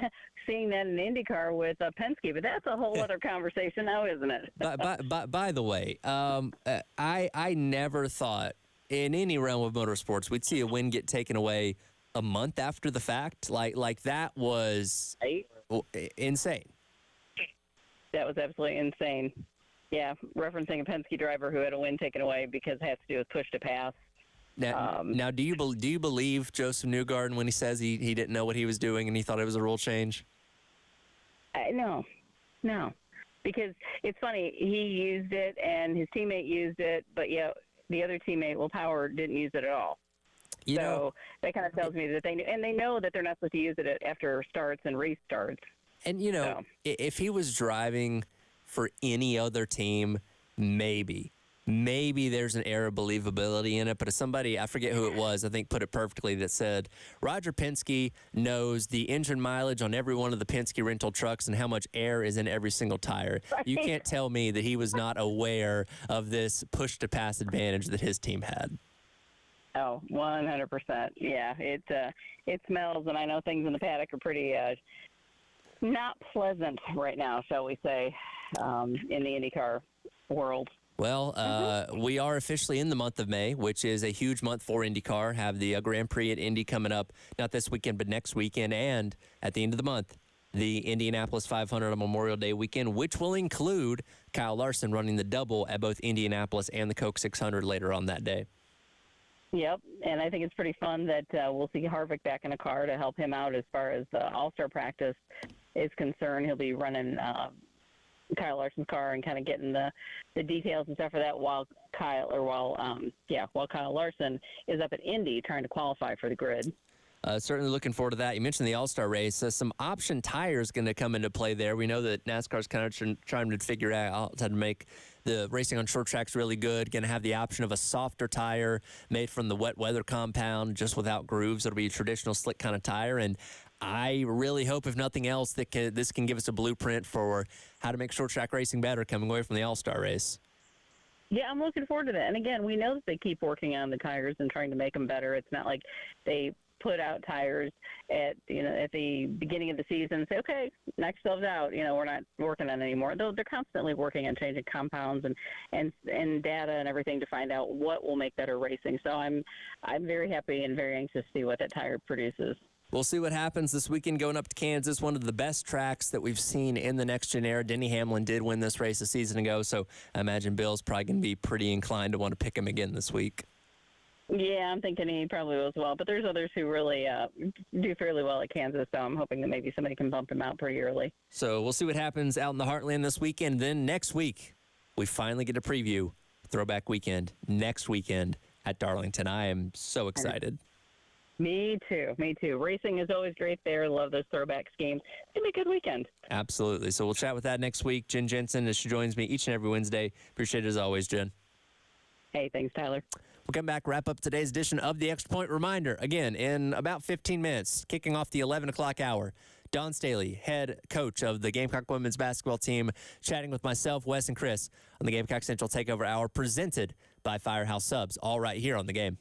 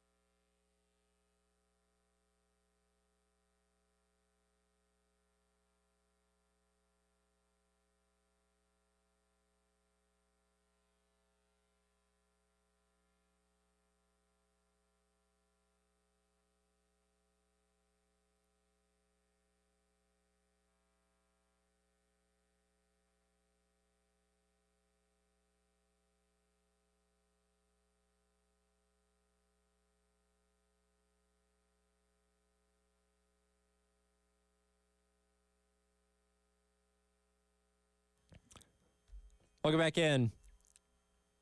Extra Point, Tyler Head with you here on the game. Reminder tonight, Gamecock Baseball taking on East Tennessee State. First pitch coming up at 6:30. Pregame coverage starting at 6:15. Then a 3-game set against Missouri this weekend. Friday's game starting at 7, 6:45 airtime. Saturday at 4, 3:45 airtime, and Sunday at 2 with a 1:45 airtime. So be sure to check all that out right here on the game. Dave, put your headphones on. I want to bring you in on this. I have said this many times. I myself am not the gambling type. I don't have a problem with people that do. If that's your prerogative, that's fine. I was intrigued by this story I saw yesterday. Are you a Dave & Buster's guy? You ever go there, play arcade games, that kind of stuff? Not really. I know where it is. But you're familiar with it. Yes. Like it's like a grown-up Chuck E. Cheese, essentially. Yeah. Dave & Buster's is set to allow loyalty rewards members the ability to start betting on games within the restaurant. So you can play air hockey. You can bet on that. You can play skee ball. Things like you're going to be able to bet on games as you're playing them within its arcade. Definitely a new approach. Not sure how I feel about this one. I'm okay with it. I assume that there's going to be something in place that will not let minors do so. Yeah, so it says you have to be 18 years or older, and it says you have to be a part of their loyalty program. So you got to put your birthday in and all that kind of stuff. I'm sure they check your ID before you join. So it's not like 12-year-olds are going to be able to suddenly start betting on, the basketball shooting game or something like that. So it will be limited to adults. But of all things that I thought would make their way into legal betting realm, I didn't think arcade games at, again, a grown-up version of Chuck E. Cheese would be on the table. Well, is it going to be legal in the state of South Carolina? That's another good question. I don't know. Of course, sports betting, gambling essentially in overall is still legal in the state of South Carolina. It just became legal up in North Carolina. Georgia's working on a bill themselves. Like a lot of states are pushing to get this to happen, and obviously that brings a lot more revenue to the state itself. So hopefully South Carolina will get on board at some point. But when they do, maybe you won't have to go far. Maybe you just have to go down to your local Dave & Buster's to get your gambling on. Sure. Why not tax it and make money off of it? Maybe fix the roads and things like that. Yeah, and look, I have no problem with it. And again, I'm from Georgia, and I've been hoping that they would push it forward for a long time for the benefits they could have for the state. But and look, there'll be plenty of people around the country that can go to a place like this and have fun, betting on a friendly game with their friends or something like that. But there's also these people called degenerate gamblers that are going to take this and run with it, and it's not going to be pretty. Yeah, well, they're degenerates in every phase of life. People overeat too much, and sure, I enjoy a buffet or two myself. And, nothing wrong with that.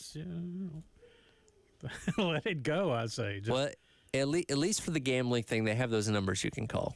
Yeah, that's true. That's the funny thing about whatever gambling site. You have the commercial, and then you have like the additional commercial that's another 60 seconds. It just tells you all these numbers that you can call or numbers that you can text if you're having a problem with gambling. Yeah, that's true. It's part of the lottery law that we have here. Oh, I get it. I completely understand it, but it's just like, man, if you have to have that many parameters on, people seeking help, which again, I've done like some DraftKings stuff during COVID when nothing was going on, and it was dollar bets basically, like nothing crazy. I've never like divulged into it, but I get it, how it can be addicting to some people, and I just wonder what allowing you to bet on air hockey at Dave & Buster's for what would usually be just a regular fun night out, what that can potentially devolve to. Yeah, I see people doing it anyway. They do it That's whether true. it's they bet with each other. It's private bet and everything. And maybe, and again, we don't have all the specifics of how this is going to work, but maybe because I'm imagining you would have to do this through like an app or something like that within Dave & Buster's, that maybe they have a limit or the amount of times that you can do it, or like $100 limit or something like that, to where they can maybe control it a little bit, so you're not losing $10,000 because you lost skee ball or something like that. Is it monetary, or do you get like little rubber sharks? That is actually a really good question. Like, no money involved whatsoever. It's just purely off of the prize wall. Exactly. Yeah. That's not a bad idea. That can maybe keep it a little bit more PG. If you can maybe control it in that way. But I don't know. It's interesting to see. And again, David Buster's set to allow gambling on their arcade games very, very soon. So keep an eye on what happens with that and see if that eventually comes to South Carolina too. All right, that'll do it for today's edition of The Extra Point. As I mentioned, I've talked about several times already this morning, do not forget, coming up in like literally 5 minutes, we're going to be talking with Dawn Staley, head coach of Gamecock women's basketball, to recap what was an amazing year for her in this program and look ahead to what's next, for her and her career and for her here at South Carolina. So again, she's going to be joining us right off the jump for the Gamecock Central Takeover Hour presented by Firehouse Subs. And again, you can listen here on The Game. You can watch us on The Game TV, sponsored by Shepherd's Glass, powered by Integrated Media, and also listen to us on the 1075 The Game app. Don't forget, Dawn Staley, just a couple minutes away to kick off the Gamecock Central Takeover Hour presented by Firehouse Subs, all right here on The Game.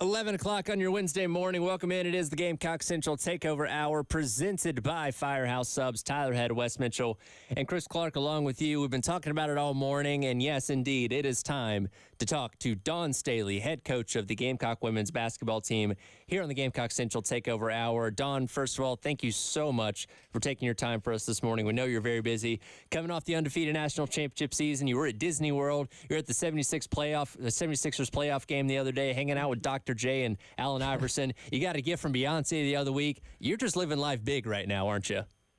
Yeah, it's a good time. I will say that. It's a really good time. You often reflect on what I was doing last year at this time, and it was the complete opposite. So I'd rather have it this way and exhaust myself celebrating than not. Coach, hey, this is Wes. Appreciate you doing this so much. And I wanted to talk a little bit about your team and just the buy-in from your girls as a whole. The fact that there seems to be a willingness within your group of players to give a little bit on the personal end for the better of the team, obviously. And that allowed y'all to build depth and obviously accomplish the ultimate goal this year. What is it about this group, and how do you continue doing that moving forward now that the title is in the bag and you go for another one? What can you say about these girls and how they've just been able to make everything about the team? Obviously it takes just communicating with them, really directly and consistently. And you have to do it not only to them, you got to do it to their parents, you got to do it to their trainers. You have to do it to everybody that really has or who plays an integral role in their lives. Because, a lot of them only see them. A lot of their supporters only see them, and they only see their contributions. And they don't really they do worry about other people if they're playing ahead of them or they think they're better than them. So you have to explain to them that what their personal standard is, like their personal daily standard. And that's the only competition that you really need to be worried about. It's you. And if you play to your standard and everybody plays to their standard, then we got a big issue, because I'll have an issue as to who I play, when, and where. But if you let yourself down, then you leave room for somebody else who's playing at their standard. You let them in on it. And it's just that. I know it sounds very simple, but it is simple when you explain yourself that way, and when your players really have that buy-in. Like you have someone like I'll say Sanaya Fagan, who I love to death. Like she's the ultimate teammate, but she's also a young person that really understands when she hasn't lived up to her standard. And you see her playing time fluctuates. It didn't, once it reached the point probably midway through the season, she started just blocking everything out and just playing to her standard. And she played an impactful, integral role on our run to the championship. Like I could count on her, like I could trust her. And she built that through practice, and then she built that through the playing time that she did get, and then she got extended playing time. And then she started one game. Like it's not. I only have my word. I only have my word with our players, and I try to stick to that as closely as possible. And if I don't, then I'm explaining why. So I'm fortunate. I'm blessed. I really am. Like every coach doesn't have the luxury that we have. Does it come with some heartache? Yes. It's hard to not play somebody that's talented, but not so much if they're missing class, or if they're not communicating, or if they're not playing to their standard. It comes easy, and they really understand that. Coach, when you look back on this season, one of the things that struck me was, you did obviously display your emotions after the game, and you addressed this. I think it was the first question in your post-game press conference after the national title game of, just kind of discussing your emotions. And I think you mentioned how far that this team had come from, game one to the final game, 38th game, winning the national title, and the growth that you saw in this team. And I know it was all really, really new, on the court after the game, talking Holly Rowe, press conference.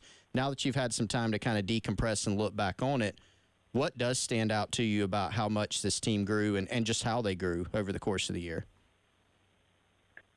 I mean, it was, I do think at times basketball repays you. It does. If you're in it for the right reasons, you'll take some losses that you don't anticipate, i.e. last year, and then you get some wins that you don't anticipate. And for this team, I just, when I reflect on where we started from, in June, and then you take June, July. I mean, we were afraid to allow them to go home because somehow the school, like our schedule is set up now that they get 3 weeks off in between the last summer session and when we start back in the fall. And it's never been that. It's been about 10 days for the most part, but now it's 3 weeks. So everything that we built, and then we had to build it from the ground up because they did not come in shape as a whole.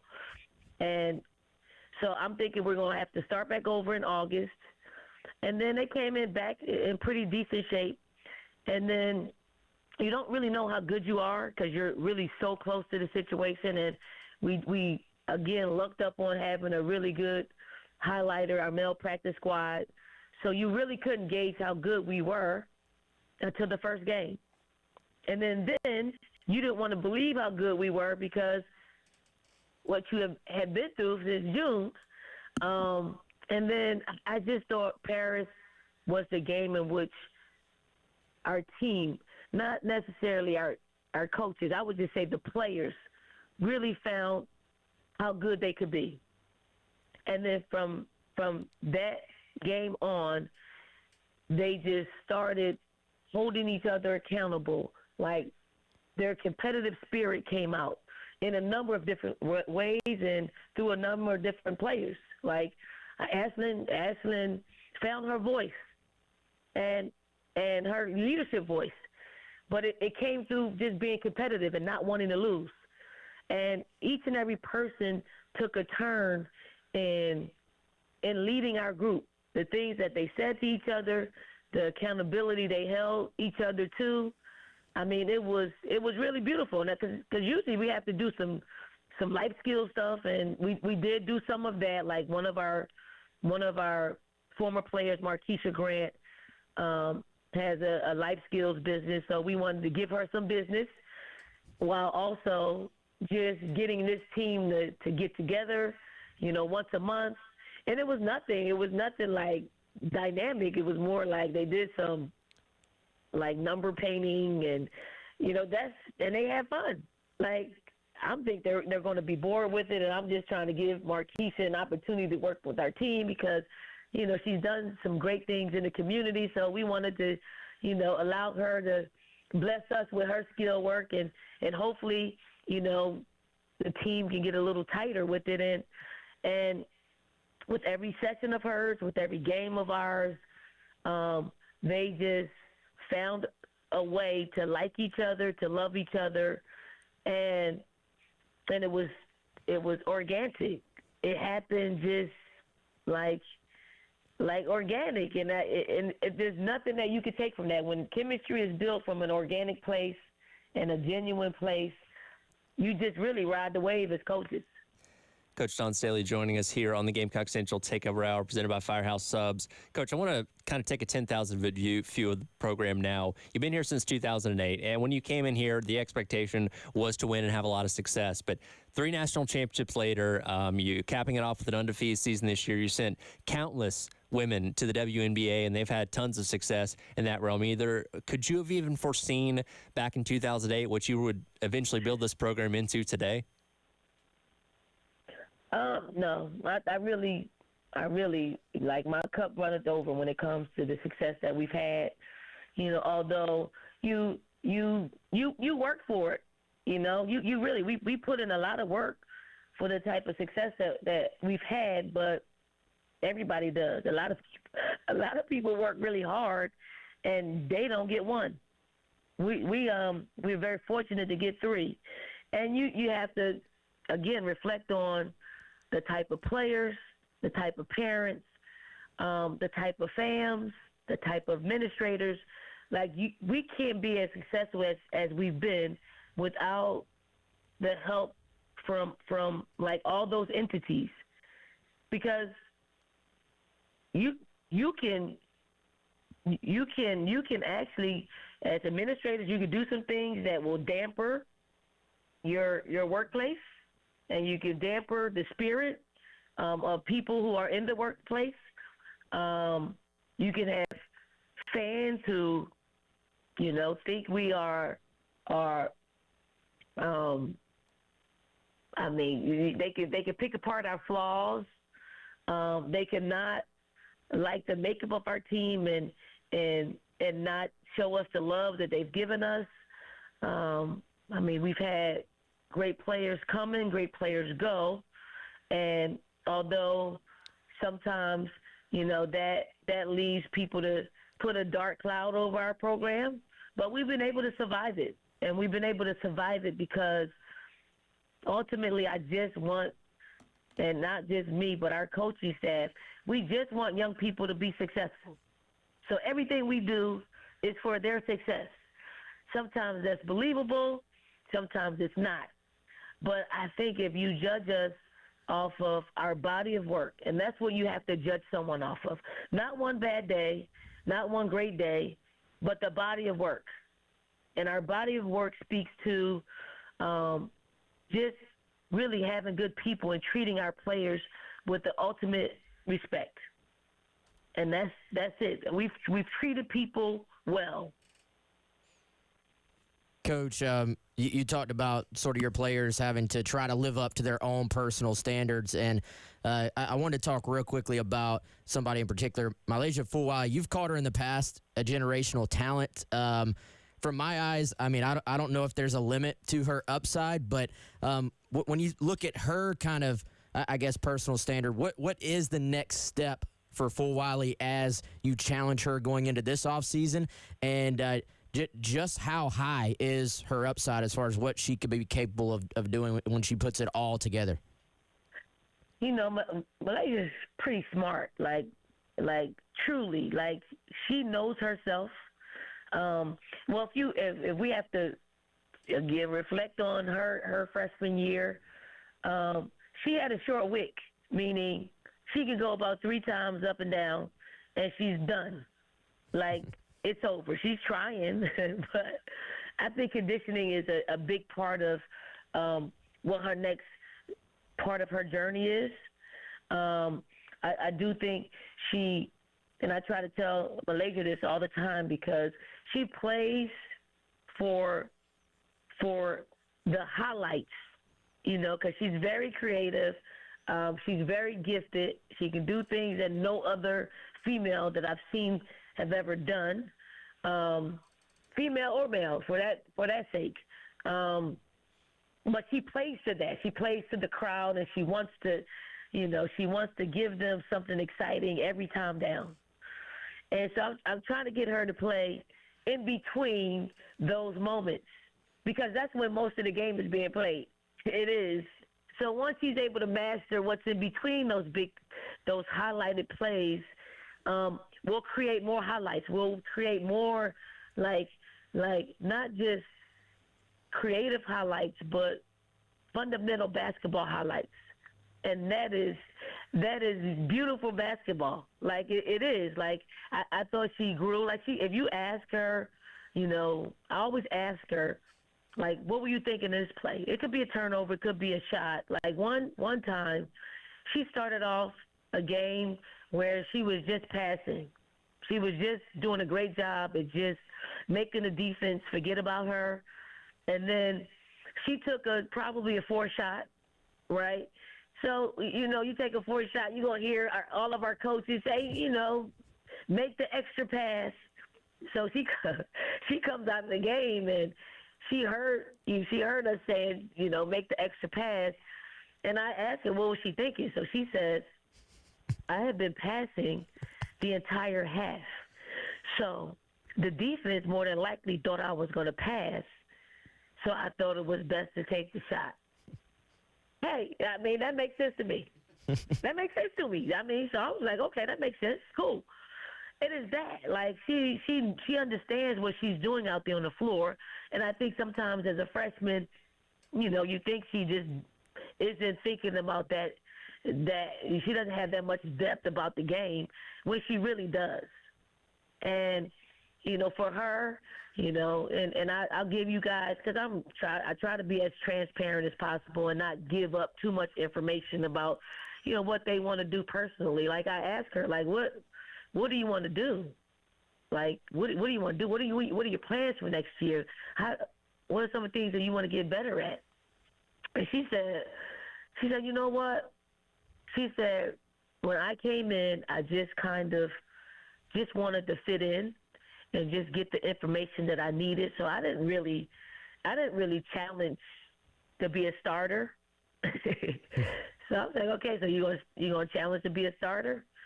She was like, yeah, that's what I'm gonna do. I'm gonna challenge myself and I'm gonna challenge my teammates to be a starter. And that's pretty mature. I mean, that's the way you actually just, if you look at how she came in, she was feeling things out, and now she's going to take it to the next level. And once she does, she's going to make us a better team. If she's a starter, that means she beat somebody out. Although every year we start over. So although we know that who we started last year, they should start again. They should start again this year if they don't get beat out. So I'm just looking forward to just everyone being more competitive, everyone working on their games this summer, so we could come in and just be more lean as a team and not just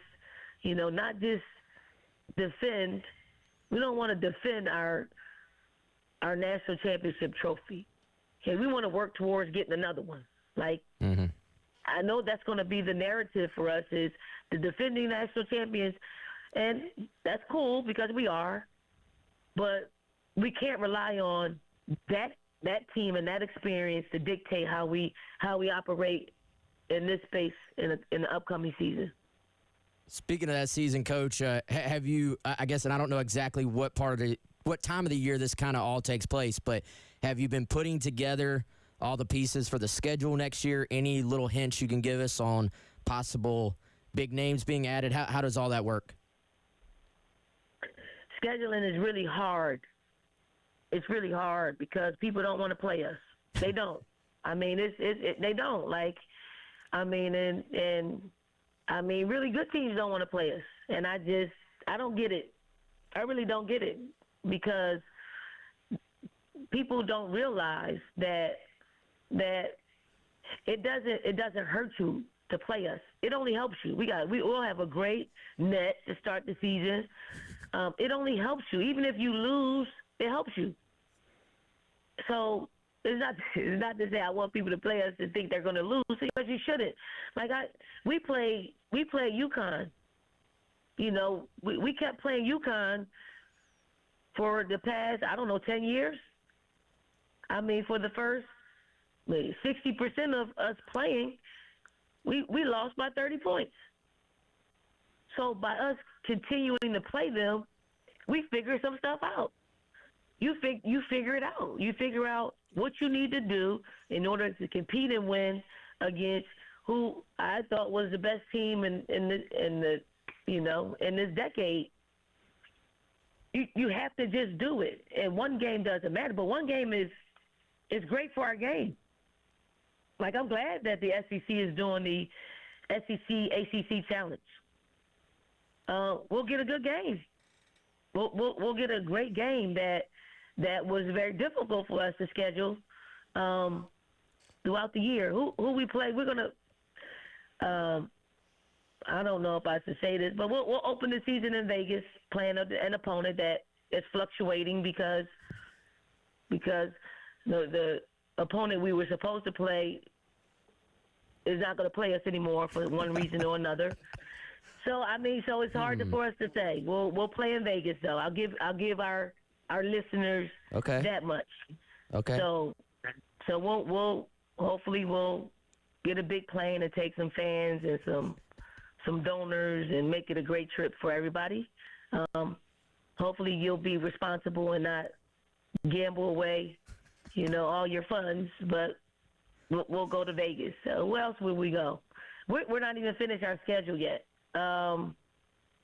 We got the ACC SEC challenge. I don't know who will play, but more than likely we'll play one of the top teams in the ACC.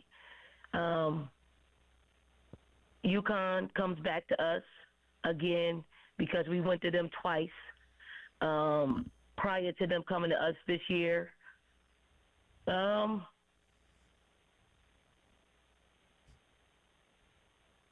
We have to go to UCLA, so I think that'll be a big game for us.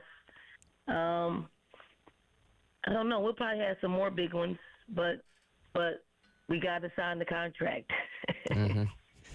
Well, Coach, we're certainly looking forward to the upcoming season, and obviously your crew's going to be favored in most, if not all, those games. Before we let you go, allow us to be the first ones to wish you a very happy birthday coming up later on this week. Any special plans for the birthday this weekend?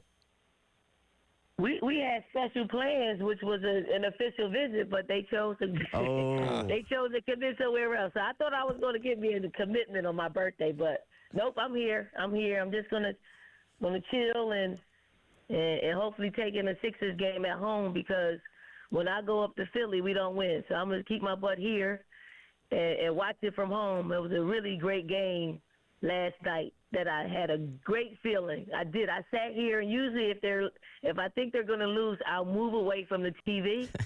But I stayed glued to the TV because I'm thinking they stole game 2 from us. We got to steal game 5 from them.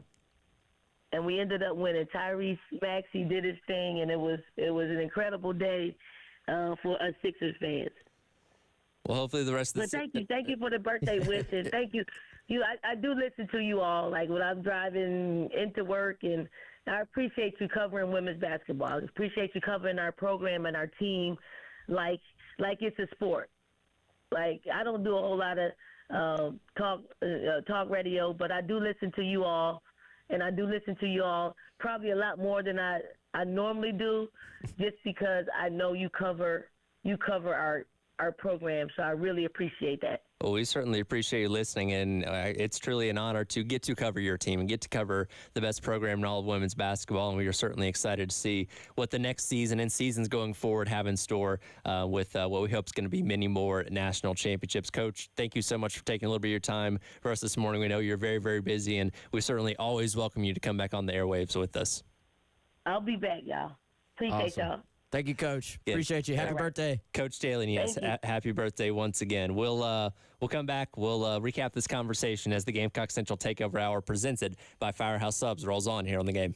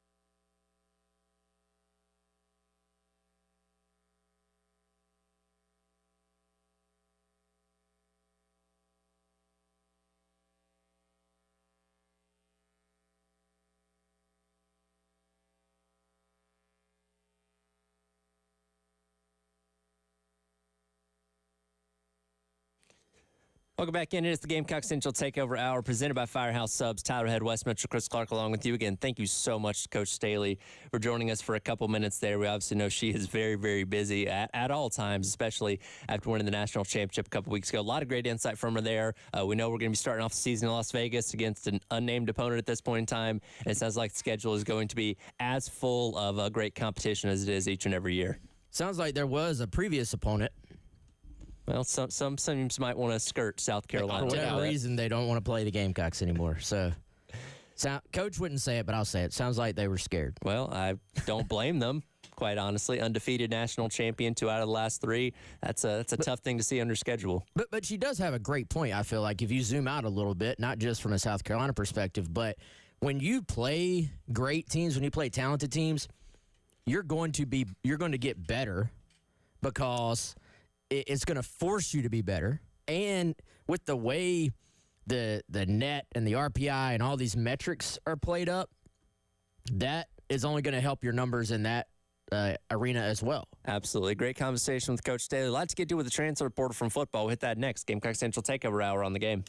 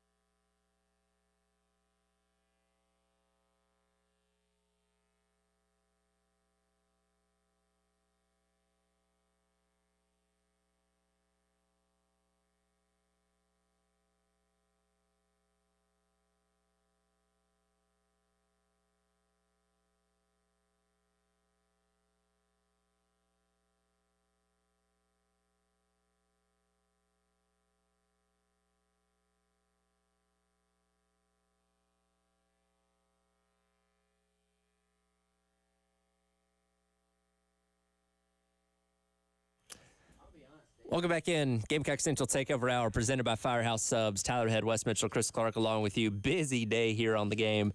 Obviously, a great conversation with Coach Day a little bit earlier that you can go back and listen to on the Game TV. A lot of transfer portal stuff going on, and I know you and Wes keeping up with all this stuff, it's got to make you really hungry, right? It absolutely does. And so you can transfer yourself to the closest Firehouse Subs location. There's 14 in the Midlands. There's Firehouse Subs locations all around the state. If you want to find, honestly, if you just get in the car and drive, if you're listening to the game in your car, you probably just run into a Firehouse Subs because they're everywhere. But if you want to go find out, hey, where is the closest one to me, go to firehousesubs.com, and you can find the closest one near you and use the Rapid Rescue to go. You can avoid the wait and order online. Check out the new barbecue Cuban sub, Southern Roots with a Cuban twist, or any of your Firehouse Subs favorites, lunch, dinner, or catering, firehousesubs.com. Use the Rapid Rescue. So Coach Beamer and staff did a phenomenal job in the transfer portal back in December. They ended up being one of the top rated portal classes of that period of time. And we went into the spring feeling pretty good about most position groups, but knowing there was the ability to add a couple more guys once the spring portal window did end up opening. It officially closed yesterday. As we talked about yesterday, there's still that roughly 48-hour period where names can't go in, but you didn't really lose a whole lot from the standpoint of major contributors on this team. Fugar and Keenan Nelson Jr., the only two names that really went in last week. But we knew South Carolina was going to be in the market for a wide receiver. And yesterday, two end up committing to South Carolina. We'll start off with the one that I think garners a little bit more of the headline here, that being Delvon Campbell from Nevada. 6'4", about 220 pounds, matches almost to a T exactly what you're looking for at wide receiver. A tall guy, can play that X spot, somebody that can, make plays downfield, get those high point contested catches. He's played a lot of college football before between Nevada and Illinois, and he's coming here with 1 year of eligibility to hopefully just add that length to the offense that you need.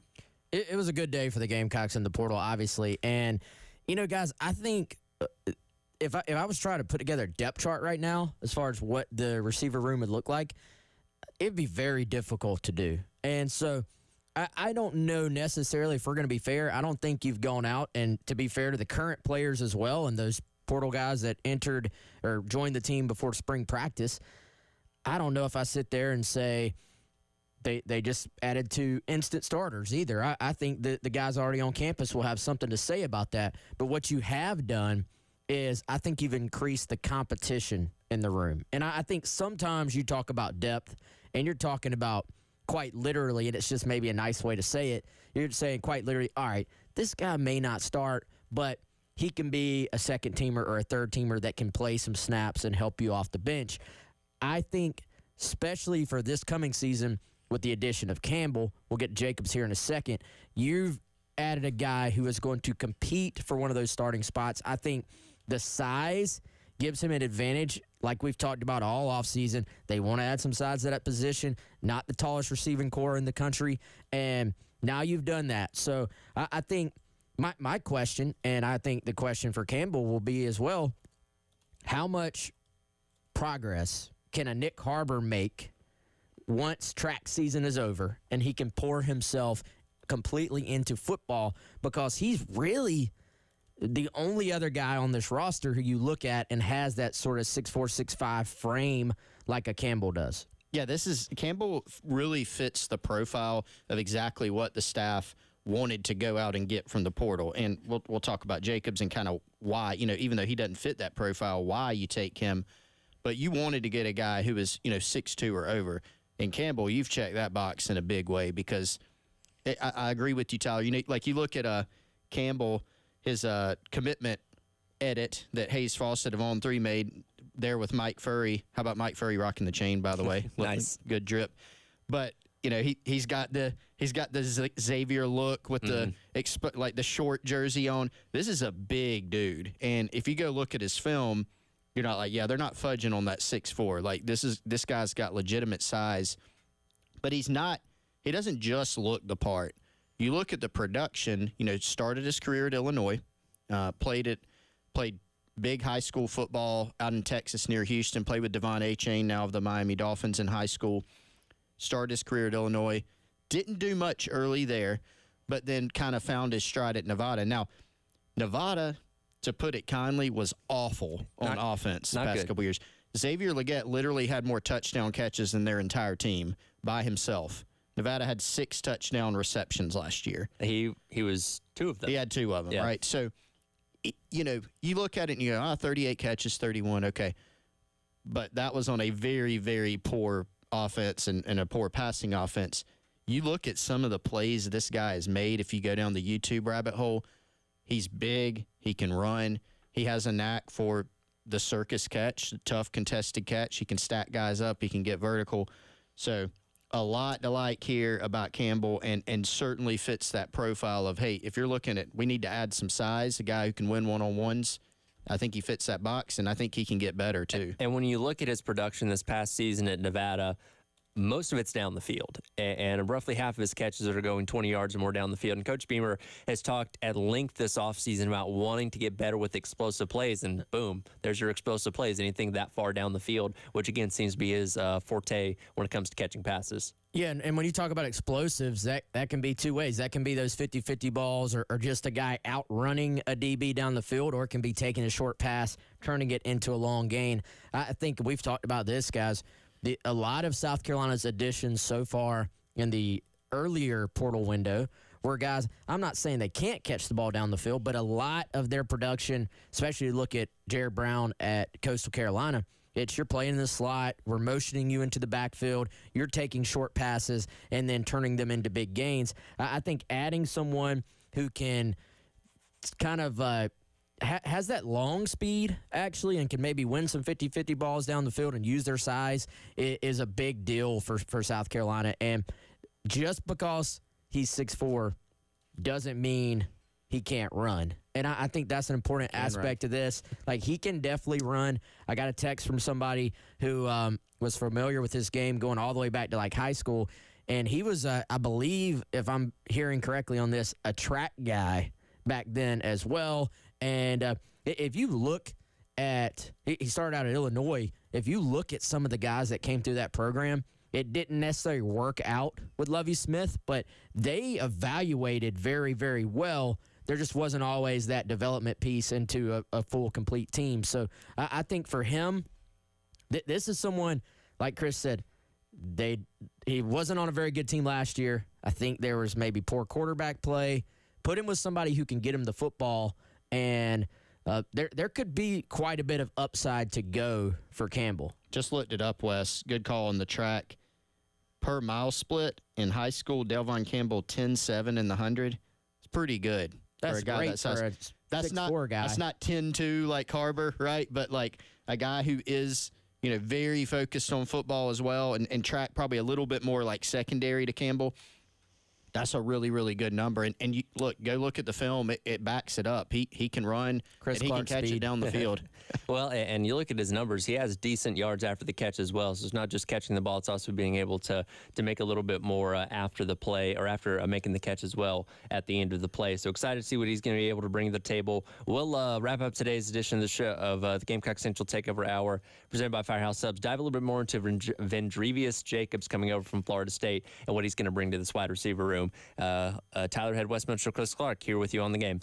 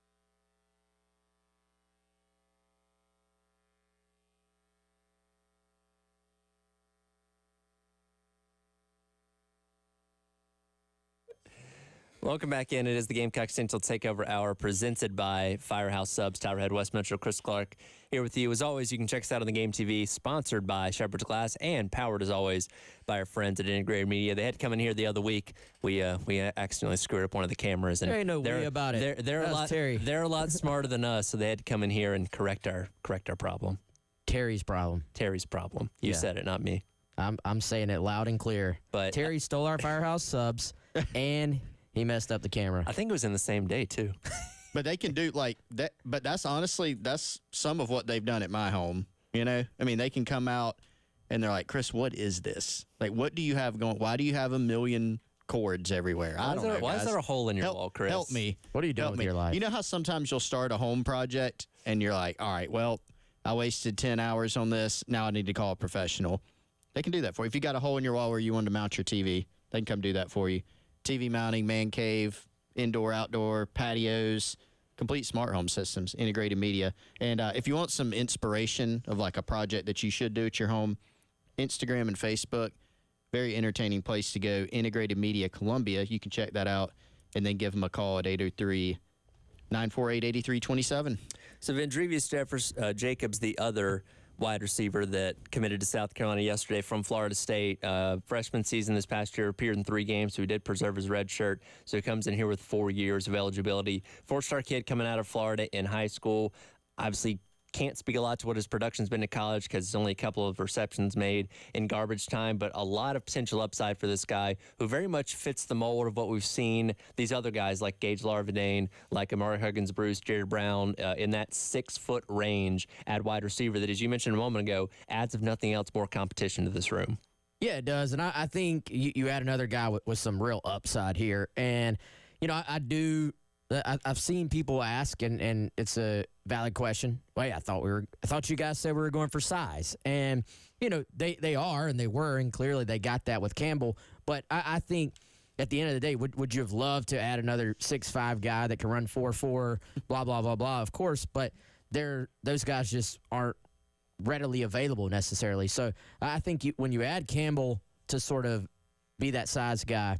You were also looking, we heard this from the very beginning, they wanted to add 2 guys to increase the competition in that room. So if you could take a taller guy who's maybe not as good, or take a guy with tremendous upside, which you have here with Jacobs, and be like, well, he's 6 foot. I think you'll live with that. And I do think 6 foot or 5'11" and a half, as most 6 foot people are, is still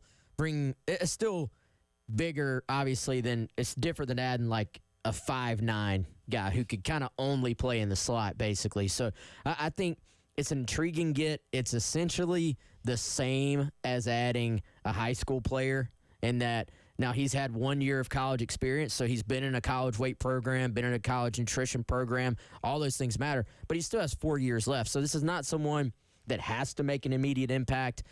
He could, but you like that he's not just a one-and-done player. And so I went back and looked. There were some interviews with the Florida State coaches. They were very high. Now, it was your typical, this guy comes in as a true freshman. We like what we're seeing. He's still got to get better, blah, blah, blah, blah. But he turned some heads at FSU early on. I think it's just going to be a matter of him getting in here and then being on a day-to-day basis willing to do all the things that it's going to take to hit your potential at that position. And I think for South Carolina, you wanted to add another guy into that room who has the potential to do that. Where's he on our mythical projected depth chart at this point?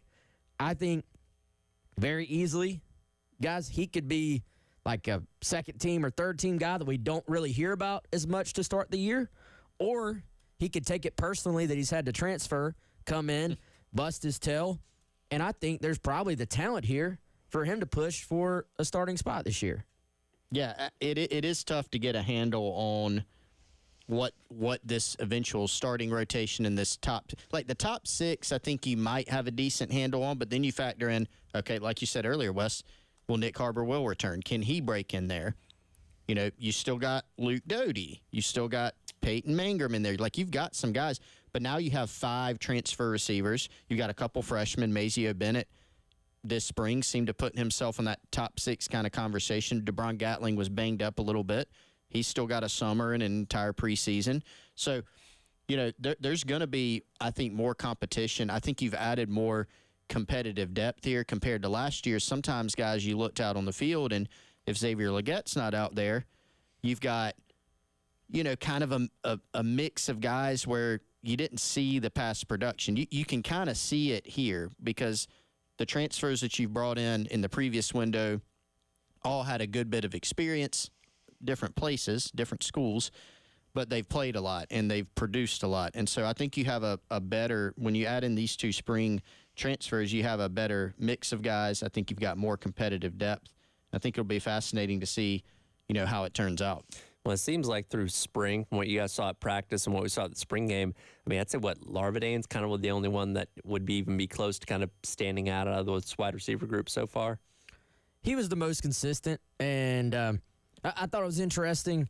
We did hear Jared Brown's name from Beamer 2 straight scrimmages, and I think for him, consistency. I think for all the guys, consistency. Mazio Bennett made some plays, still a true freshman, though. It seems like they wanted to do everything they could to add some additional experience at this position, and it appears they've done that. Maybe not a surefire, like this guy's going to come in and be Legette. Right. But you have increased some guys that can go make plays for you. 2 welcomed additions to the Gamecocks wide receiver room, and we'll see how they pan out when the season gets here. That'll do it for today's edition of the Gamecock Central Takeover Hour presented by Firehouse Subs. Halftime show myself, Terry Ford, up next here on the game.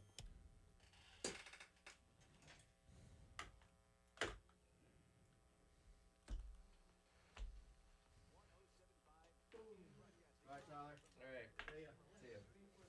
Nice work for Staley, my friend. Good job.